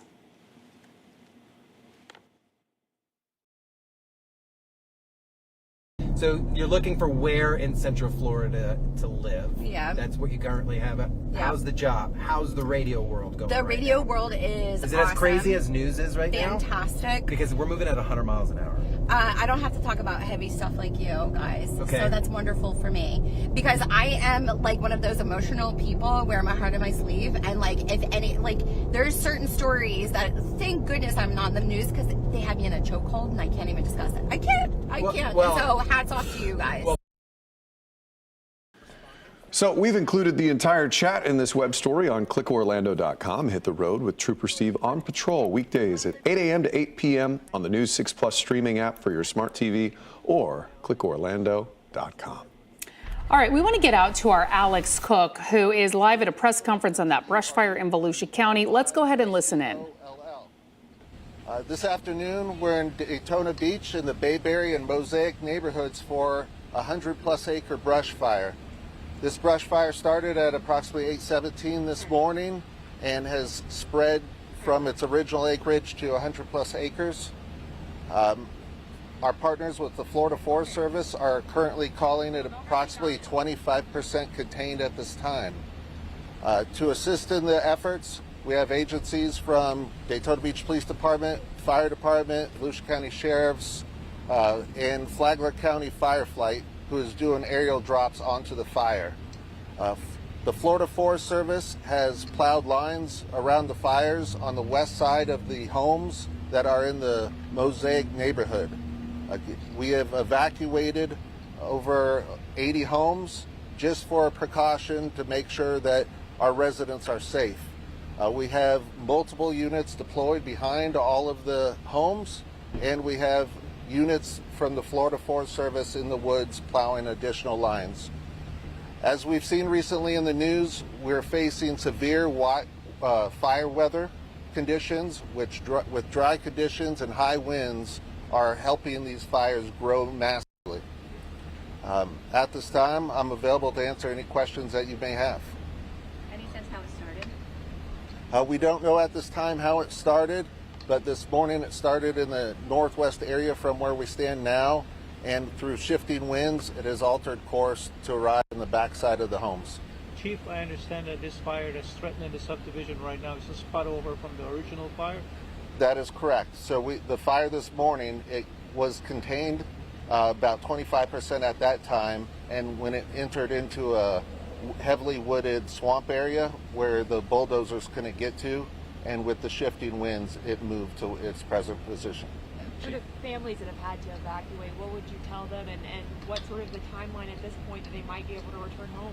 Right now, we don't have a timeline when residents could return home, but we are asking residents to stay out of the area because it's restrictive to safe operations for our firefighters and law enforcement officers. Right now, they're staged nearby at the LPGA clubhouse, and hopefully shortly after nightfall, we could get them back in their residence. And is this a staging area right now for law enforcement? Right now, we're at the staging area, which is also our command center. It's unified command for both law enforcement, fire, and the Florida Forest Service. Chief, did this occur in the private area, or did it come into the public lands out there to start it? This was in the private lands out there, just east of the Tiger Bay State Forest. So, I was going to ask a question because they refer to it as the Bennett Field fire, and that's, I think, part of the Tiger Bay State Forest. Yeah, we are calling this the Bennett Field Fire. Forestry named it the Bennett Field Fire, which is east of Tiger Bay State Forest. Also, if you have a map, it is east of Reimer Ridge Road. How close is it to the homes? At the nearest point before the wind shift, we had fire approaching closer to less than 500 feet from homes. Beach Champion Elementary School is on risk right now, or no? Right now, our only evacuations are in the neighborhood. We had voluntary evacuations of Father Lopez High School and Champions Elementary. Thankfully, by the time that the fire started becoming impactful to the neighborhood, the school had already let out. Do you anticipate more evacuations, and if so, what homes should be prepared to go? We don't leave anything off the table. Right now, our focus would be in the Mosaic neighborhood, as they're most likely to be impacted. At Bayberry, where we sit now, they have a protective buffer. With the wind shift and everything, Chief, how risky is it for the subdivision at this point? Do you think the fire can move in closer, or? Of course, with the shift in weather conditions, we don't control the weather, obviously. We could begin to see impacts in the neighborhood, but again, with forestry, they've plowed lines behind the homes on the western front of the wood line to give us defensible space. In the city of Daytona Beach, by ordinance, we also have a wildfire protection zone, which is a 30-foot buffer from the tree line to the homes to offer our crews area to operate in. Any structure protection going on right now? Yes, we have multiple engines with lines deployed for structural protection. Will residents who aren't currently home have any opportunity to come and collect their belongings or pets if they have any in the home? Right now, law enforcement is monitoring the coming and going of residents, and any reentry for pets or people that need to get home is on a case-by-case basis. How difficult the terrain that you have that butts up next to this neighborhood, swampy, that adds to this challenge? Yeah, so within the area east of the Tiger Bay State Forest, we're relatively level terrain that's also burnt several times before, but you get those swamp bogs that are dried up swamps, but you still can't traverse through. I much rather have wet conditions than dry conditions that we're facing right now. Forestry was cutting fire lines earlier today out there. And did it jump over that, and could it jump over to the east side of LPGA? Yes, the Florida Forest Service is out there with their bulldozers plowing lines, and these are the width of a tractor blade. So we have seen fire jump over and spot over, and then just trying to catch those spots to contain the fire as best as possible while they get full containment around the fire. 2 more questions. Will any residents in other neighborhoods to the north of here in Lions Fall, are they in any danger right now, would you say? Right now, we're not showing anyone else in the impact zone outside of the Mosaic area. We're trying to limit access into Bayberry only for our operations as we traverse about throughout the night. Speaking about the burn ban that's in effect, could you talk about the importance of that, seeing what we've seen out here today? As we've seen throughout the state of Florida, the wildfire season is upon us with unseasonably dry winter that we've had. The burn ban is just that added precaution, that awareness that residents need to be mindful of fire activity, whether it's burning at home or even throwing a cigarette out the window, which of course no one recommends. So right now the burn ban is set to expire, but we anticipate Volusia County renewing that. One final question, Chief. He mentioned private land. Was that like some kind of burning going on there that may have gotten away? There is no authorized burning right now due to the burn ban. The Florida Forest Service does normally issue burn permits, but there have not been issuing with the current burn ban. Otherwise, we thank you, and our staff will be here to keep everyone updated as information comes along. Thank you for your You time. heard it right here live on News 6. 80 homes have been evacuated due to this 100-acre brush fire. They say it's currently about 25% contained. High winds and dry conditions have caused this very complicated matter to take place there in Daytona Beach. Yeah, we want to get right over to meteorologist Jonathan Kagas, who's standing by. Not just high winds, but he was talking about the shifting winds that's making battling this a little tricky right now. Yeah, the wind is right now straight out of the north and west, and that's what we're watching, this smoke plume here. We've been tracking this on radar all afternoon here with that cold front that shifted our winds direct out of the north and west, and you can clearly see here that's where about the fire is itself. This little blue line that you see here strolling right out into the Atlantic, that is the smoke plume there. So you're likely seeing it from Port Orange. It may be as far south as New Smyrna Beach as well, as that smoke continues to pour right on down from that 100-plus acre brush fire. The other thing that's making today, again, above and beyond what we would see on a normal fire threat is how dry the air is. That's the one deal that this cold front, we were talking about this last week, that this cold front comes down, it brings in a very dry air mass. Relative humidity is that what you look at to determine how dry an air mass actually is. And when you get these into the 20s, the 26, 25% range, it is very drying. And once you get into the teens, it's at that critical level. So we're teetering on that right now as we continue to watch the gusty winds blow that fire around. So watching things very, very closely. Here's a live look outside downtown Orlando with our Light Orlando Delivering Hope Skycam. You can see the Skycam bounce around a little bit. We have air temperatures back to the mid-50s. Gigantic change from the near 90-degree temperatures we had over the weekend. Northwest wind at about 10 to 15 miles an hour right now. Again, that's sustained. Gusts every now and then pushing 20 to 30. We're at 56 in Mount Dora. Oviedo also at 56 tonight. 56 in Melbourne. Good evening in Dunellen. We are at 55 as we get ready to take a big tumble overnight tonight. Now compare this to where we were yesterday. Almost a 20-degree change area-wide behind the cold front from 549 last night to where we stand right now. And again, that puts us back into the mid-50s across the board, as I just showed you. It's all because of this system here. It's the same system attached to it anyway. It's bringing the blizzard conditions all the way from Nova Scotia, Newfoundland, and right down the I-95 corridor into the Northeast. The cold front portion of that is what got us last night and dropped the temperatures already. Gorgeous shot here in Daytona Beach. That is a live look for us with air temperatures for us in the mid-50s. We are breezy as well, of course, along the coast. And that northwesterly wind, it's going to bring the temperatures now in the 30s toward Atlanta and Nashville, right on down the Florida Peninsula. So it is going to be colder tonight. For that, here's a look at your forecast. Your forecast is sponsored by Advent Health. And that puts us below freezing in the Villages, Wildwood, Dunellen. We're at 27, 29 in Ocala. That'll put us at 34 in Kissimmee, 37 degrees in Mico. This is going to be short-lived, so we rebound a little bit tomorrow. But again, we're still about 15 degrees or so below where we should be for this time of the year. We will watch temperatures rebound quickly by the middle of this week. Still chilly on Wednesday morning. You see most of us in the 30s. We're at 74, though, by Wednesday afternoon, 81 on Thursday. And rain is something that we obviously desperately need. Rain chances going to go up a little bit watching the system Friday into Saturday. That puts our rain chances at 40% as we get back into the 80s, guys. Jonathan, thank you. Orlando's ready to turn more than 300 empty lots into affordable homes priced at $375,000 or less. Still to come, details on the plan and whether it will help working families own a home downtown.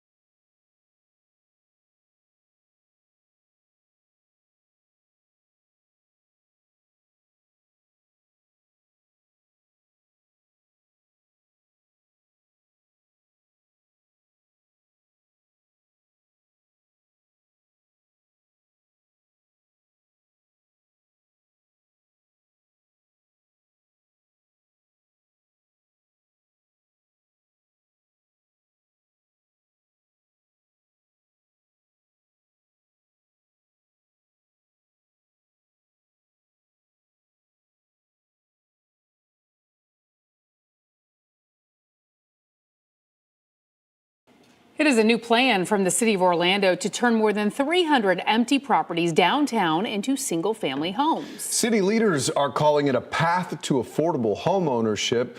But is that price tag really within the reach of many working families? Your Paramore community correspondent Jarrell Baker took those questions to city leaders.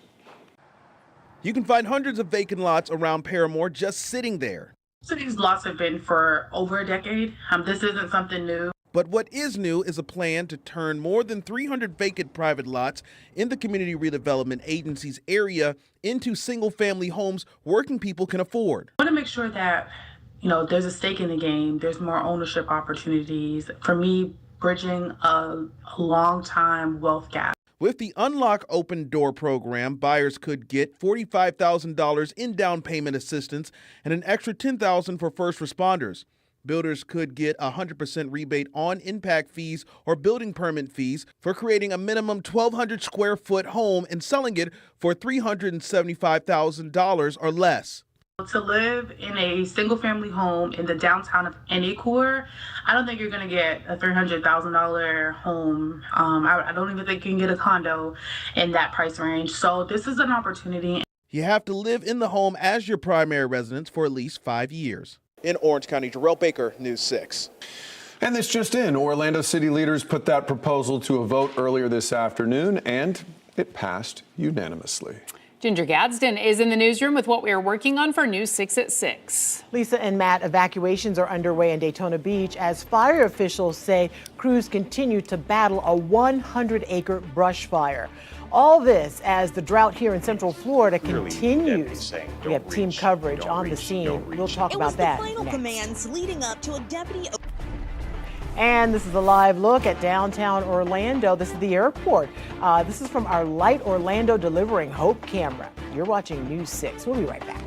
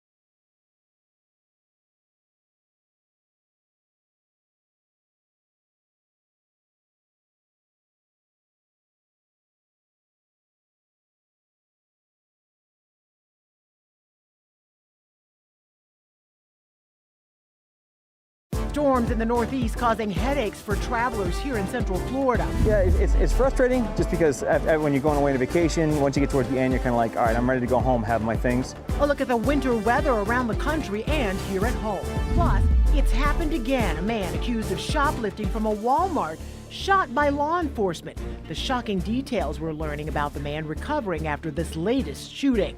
I don't know why we're releasing people with violent criminal histories out on our streets. News 6 at 6 starts now.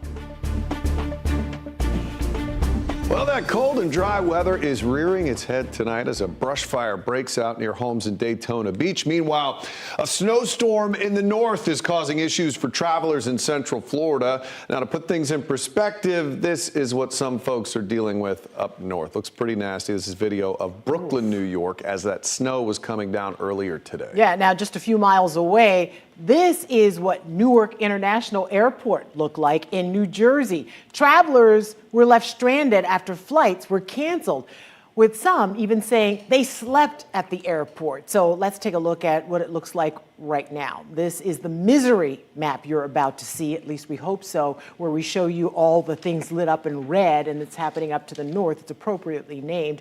It's causing some issues for flights in Orlando. All right, so we do have team coverage for you right now. News 6's Donovan Myrie is at Orlando International Airport. Jonathan Kagis will be tracking that cold for you. First, though, let's get out to Alex Cook as neighbors in Daytona Beach are being evacuated because of a brush fire.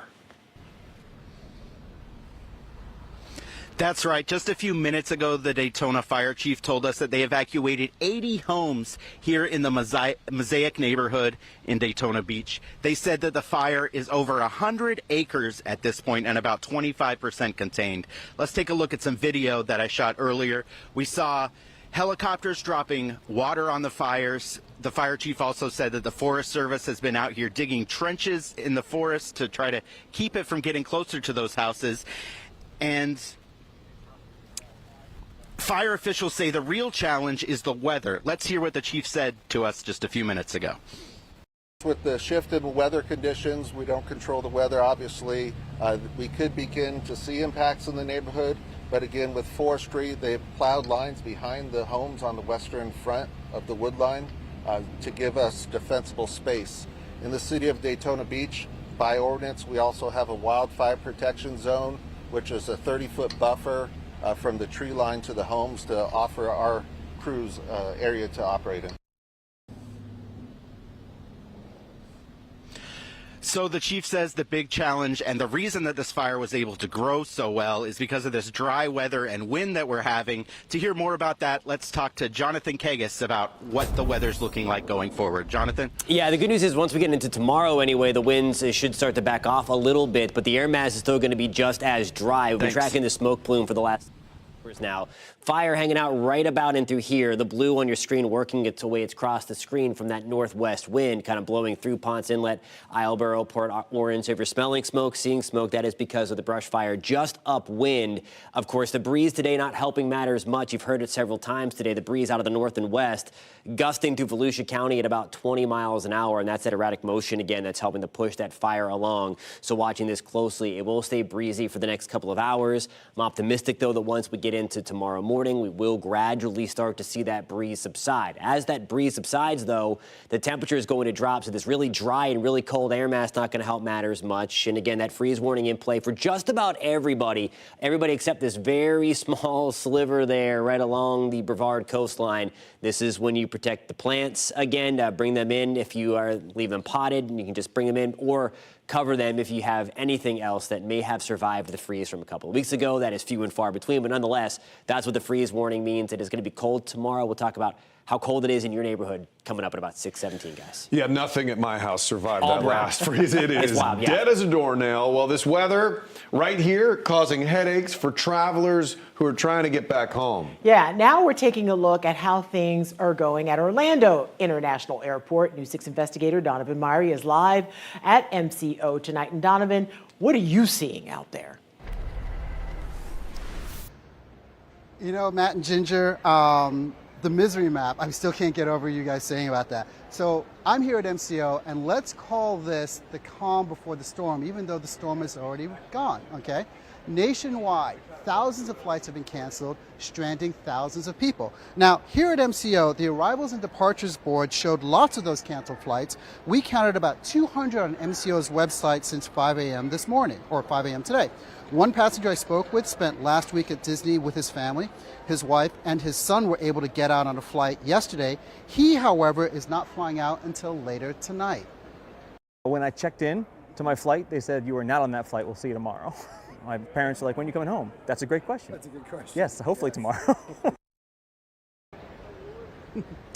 Now, remember, I called this the calm before the storm, and why is that? Because if you had a flight canceled yesterday, most likely your airline has rebooked you for a flight tomorrow, Wednesday, or Thursday. So basically, all those passengers, they're not sticking around the airport. They are basically enjoying the cool weather that we have here in Orlando, but much better weather than up in the Northeast. And guess what? That means Tuesday, Wednesday, Thursday, you're going to see this place very, very busy. Back to you guys. Yeah, if you're from New York, this weather is like a walk in the park. Oh, Thank you, yeah. Donovan. And you can get full check on your forecast during this cold blast and find your nearest cold shelter location by going to clickorlando.com and click on the weather tab. Well, 2 shootings at 2 Central Florida Walmarts in less than a week, both involving deputies and suspected shoplifters. Yeah, we have new details on this shooting in Orlando. It happened over the weekend. Your Orange County community correspondent Tylisa Hampton discovered the suspect has a lengthy criminal past. The suspect in this case is a convicted sexual offender who, according to the Department of Corrections, has served time for sexual battery and aggravated assault and more.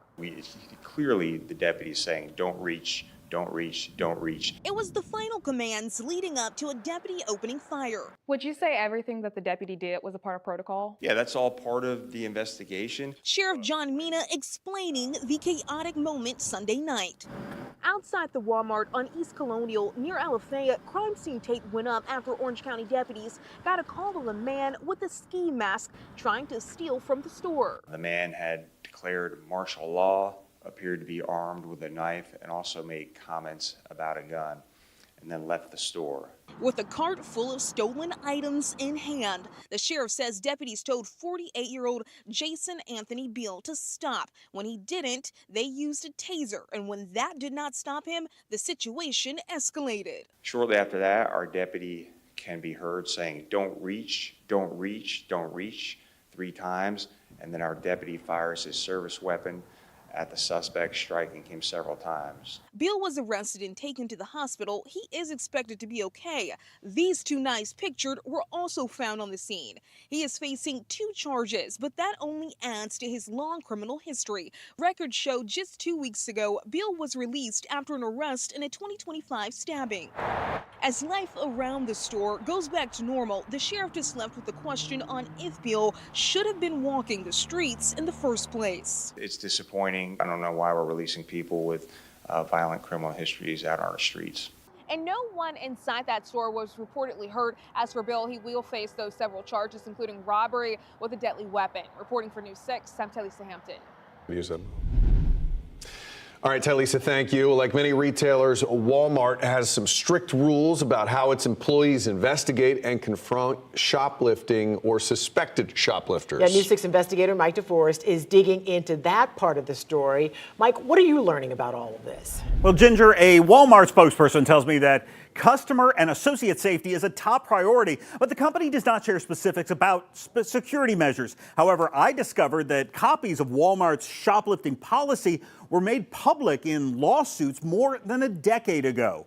Under Walmart's 2010 policy, which may have since changed, only asset protection employees and certain managers were authorized to surveil, investigate, or detain suspected shoplifters.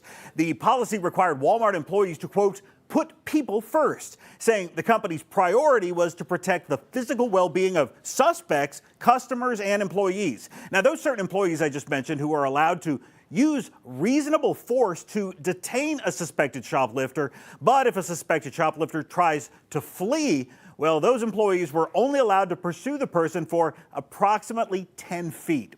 Now, under that 2010 Walmart policy, if a suspect is believed to possess a weapon, All associates must disengage from the situation, withdraw to a safe position, and contact law enforcement. Now, we're trying to get more answers about the 2 alleged shoplifters who were shot by law enforcement at or near those Walmart stores in Orange and Osceola counties. We've requested police video from the scene, and we're trying to find out just how often law enforcement has been called to those Walmart stores in recent years for shoplifting and other disturbances.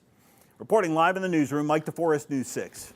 All right, Mike, thank you. Well, a hit and run at Daytona Beach leaves a 5-year-old hurt. We'll tell you how you can help deputies in their investigation.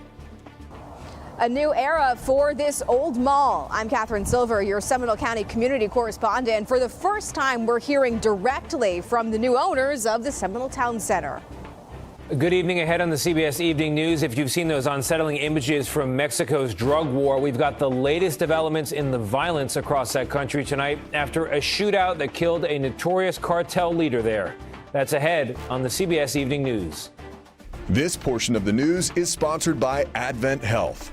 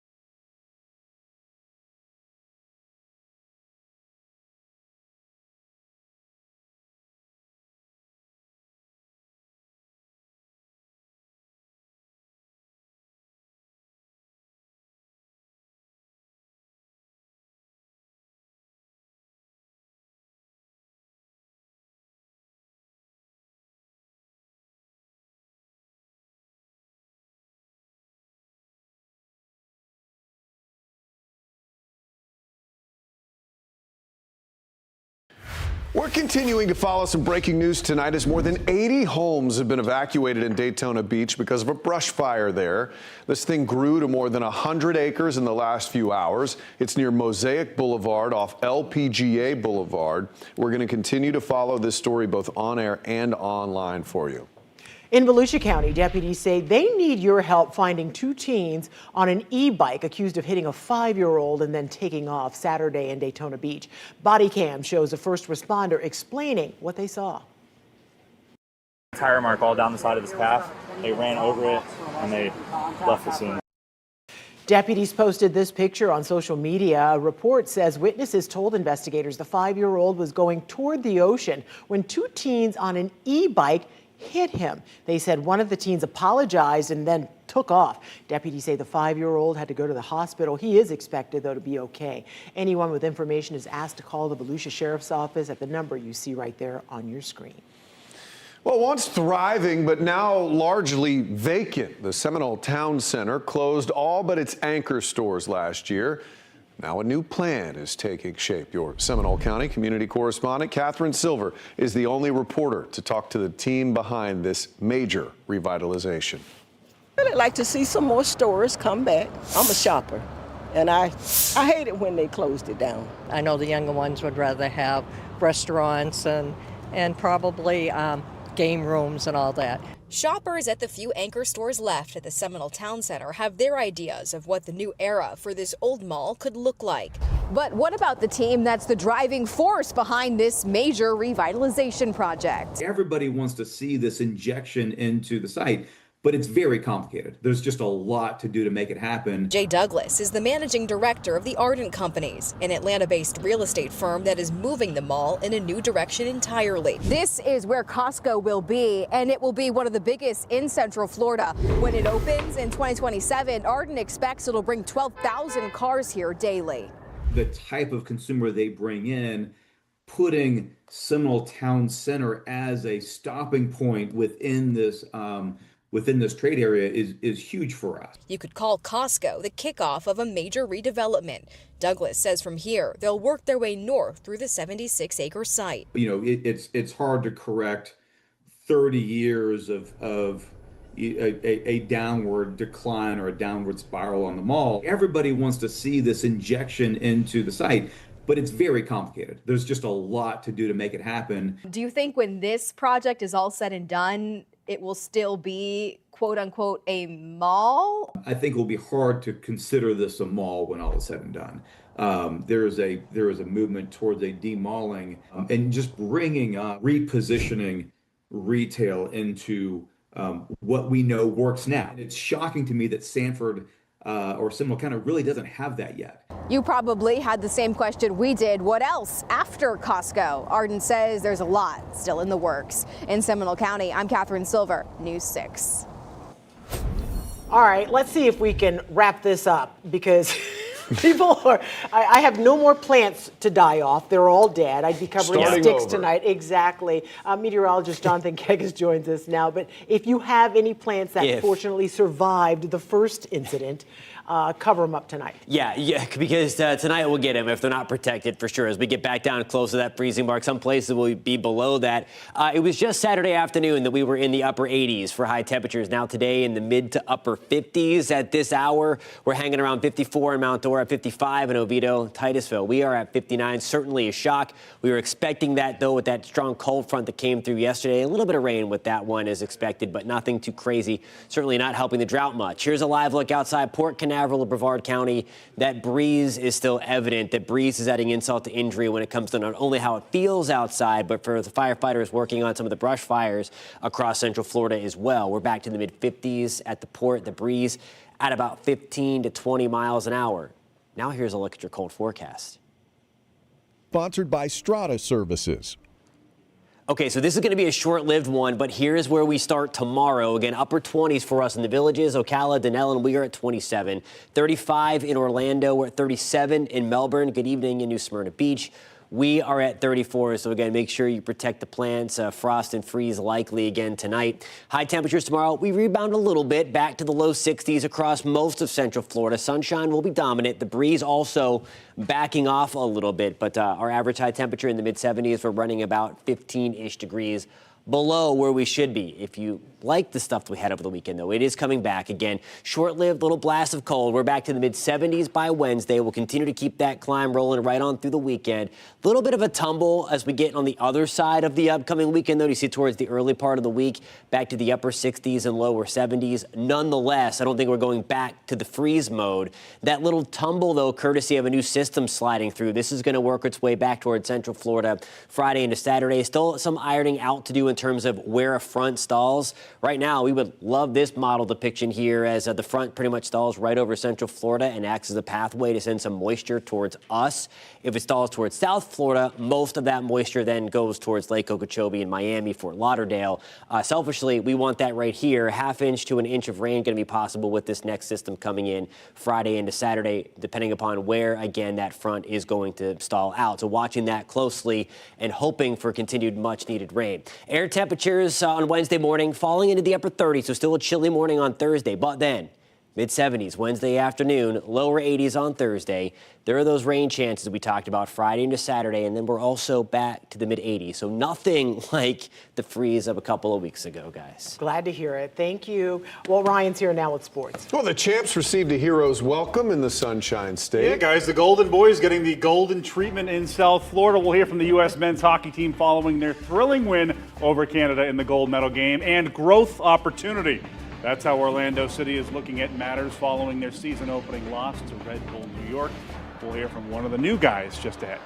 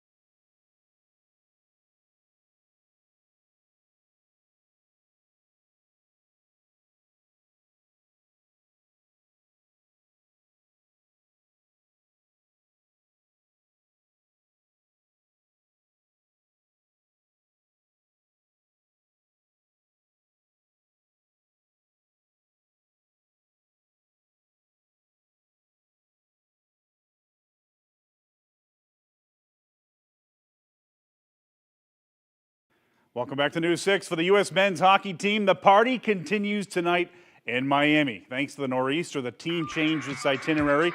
Here you see the plane flying into South Florida earlier this afternoon. They were originally scheduled to fly to New York City today. Now, this was the scene at Miami International Airport. The gold medalists like Captain Austin Matthews, goalie Connor Hellebuck, who was simply amazing. And how about Jack Hughes, who scored the golden goal, getting the warm welcome from the fans. Most of the players were wearing their shiny new gold medals as the U.S. pulled off an upset in yesterday's finale, beating Canada 2-1 in overtime, thanks to that golden shot from the Orlando-born Jack Hughes.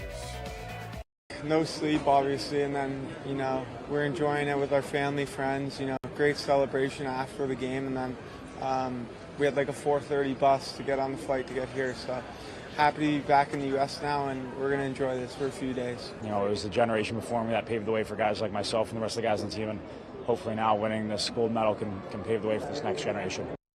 Well, the first impression did not go so well, but the MLS season is a marathon, not a sprint. So Orlando City now turns its attention to match number 2 this coming Sunday against Inter Miami, whose star, Lionel Messi, showed some frustration in their season-opening loss over the weekend. The Lions, meanwhile, self-admittedly dreadful in the first half of Saturday's 2-1 home loss to Red Bull New York, but the second half was a different and more encouraging story, capped by a goal from newcomer Thiago in stoppage time.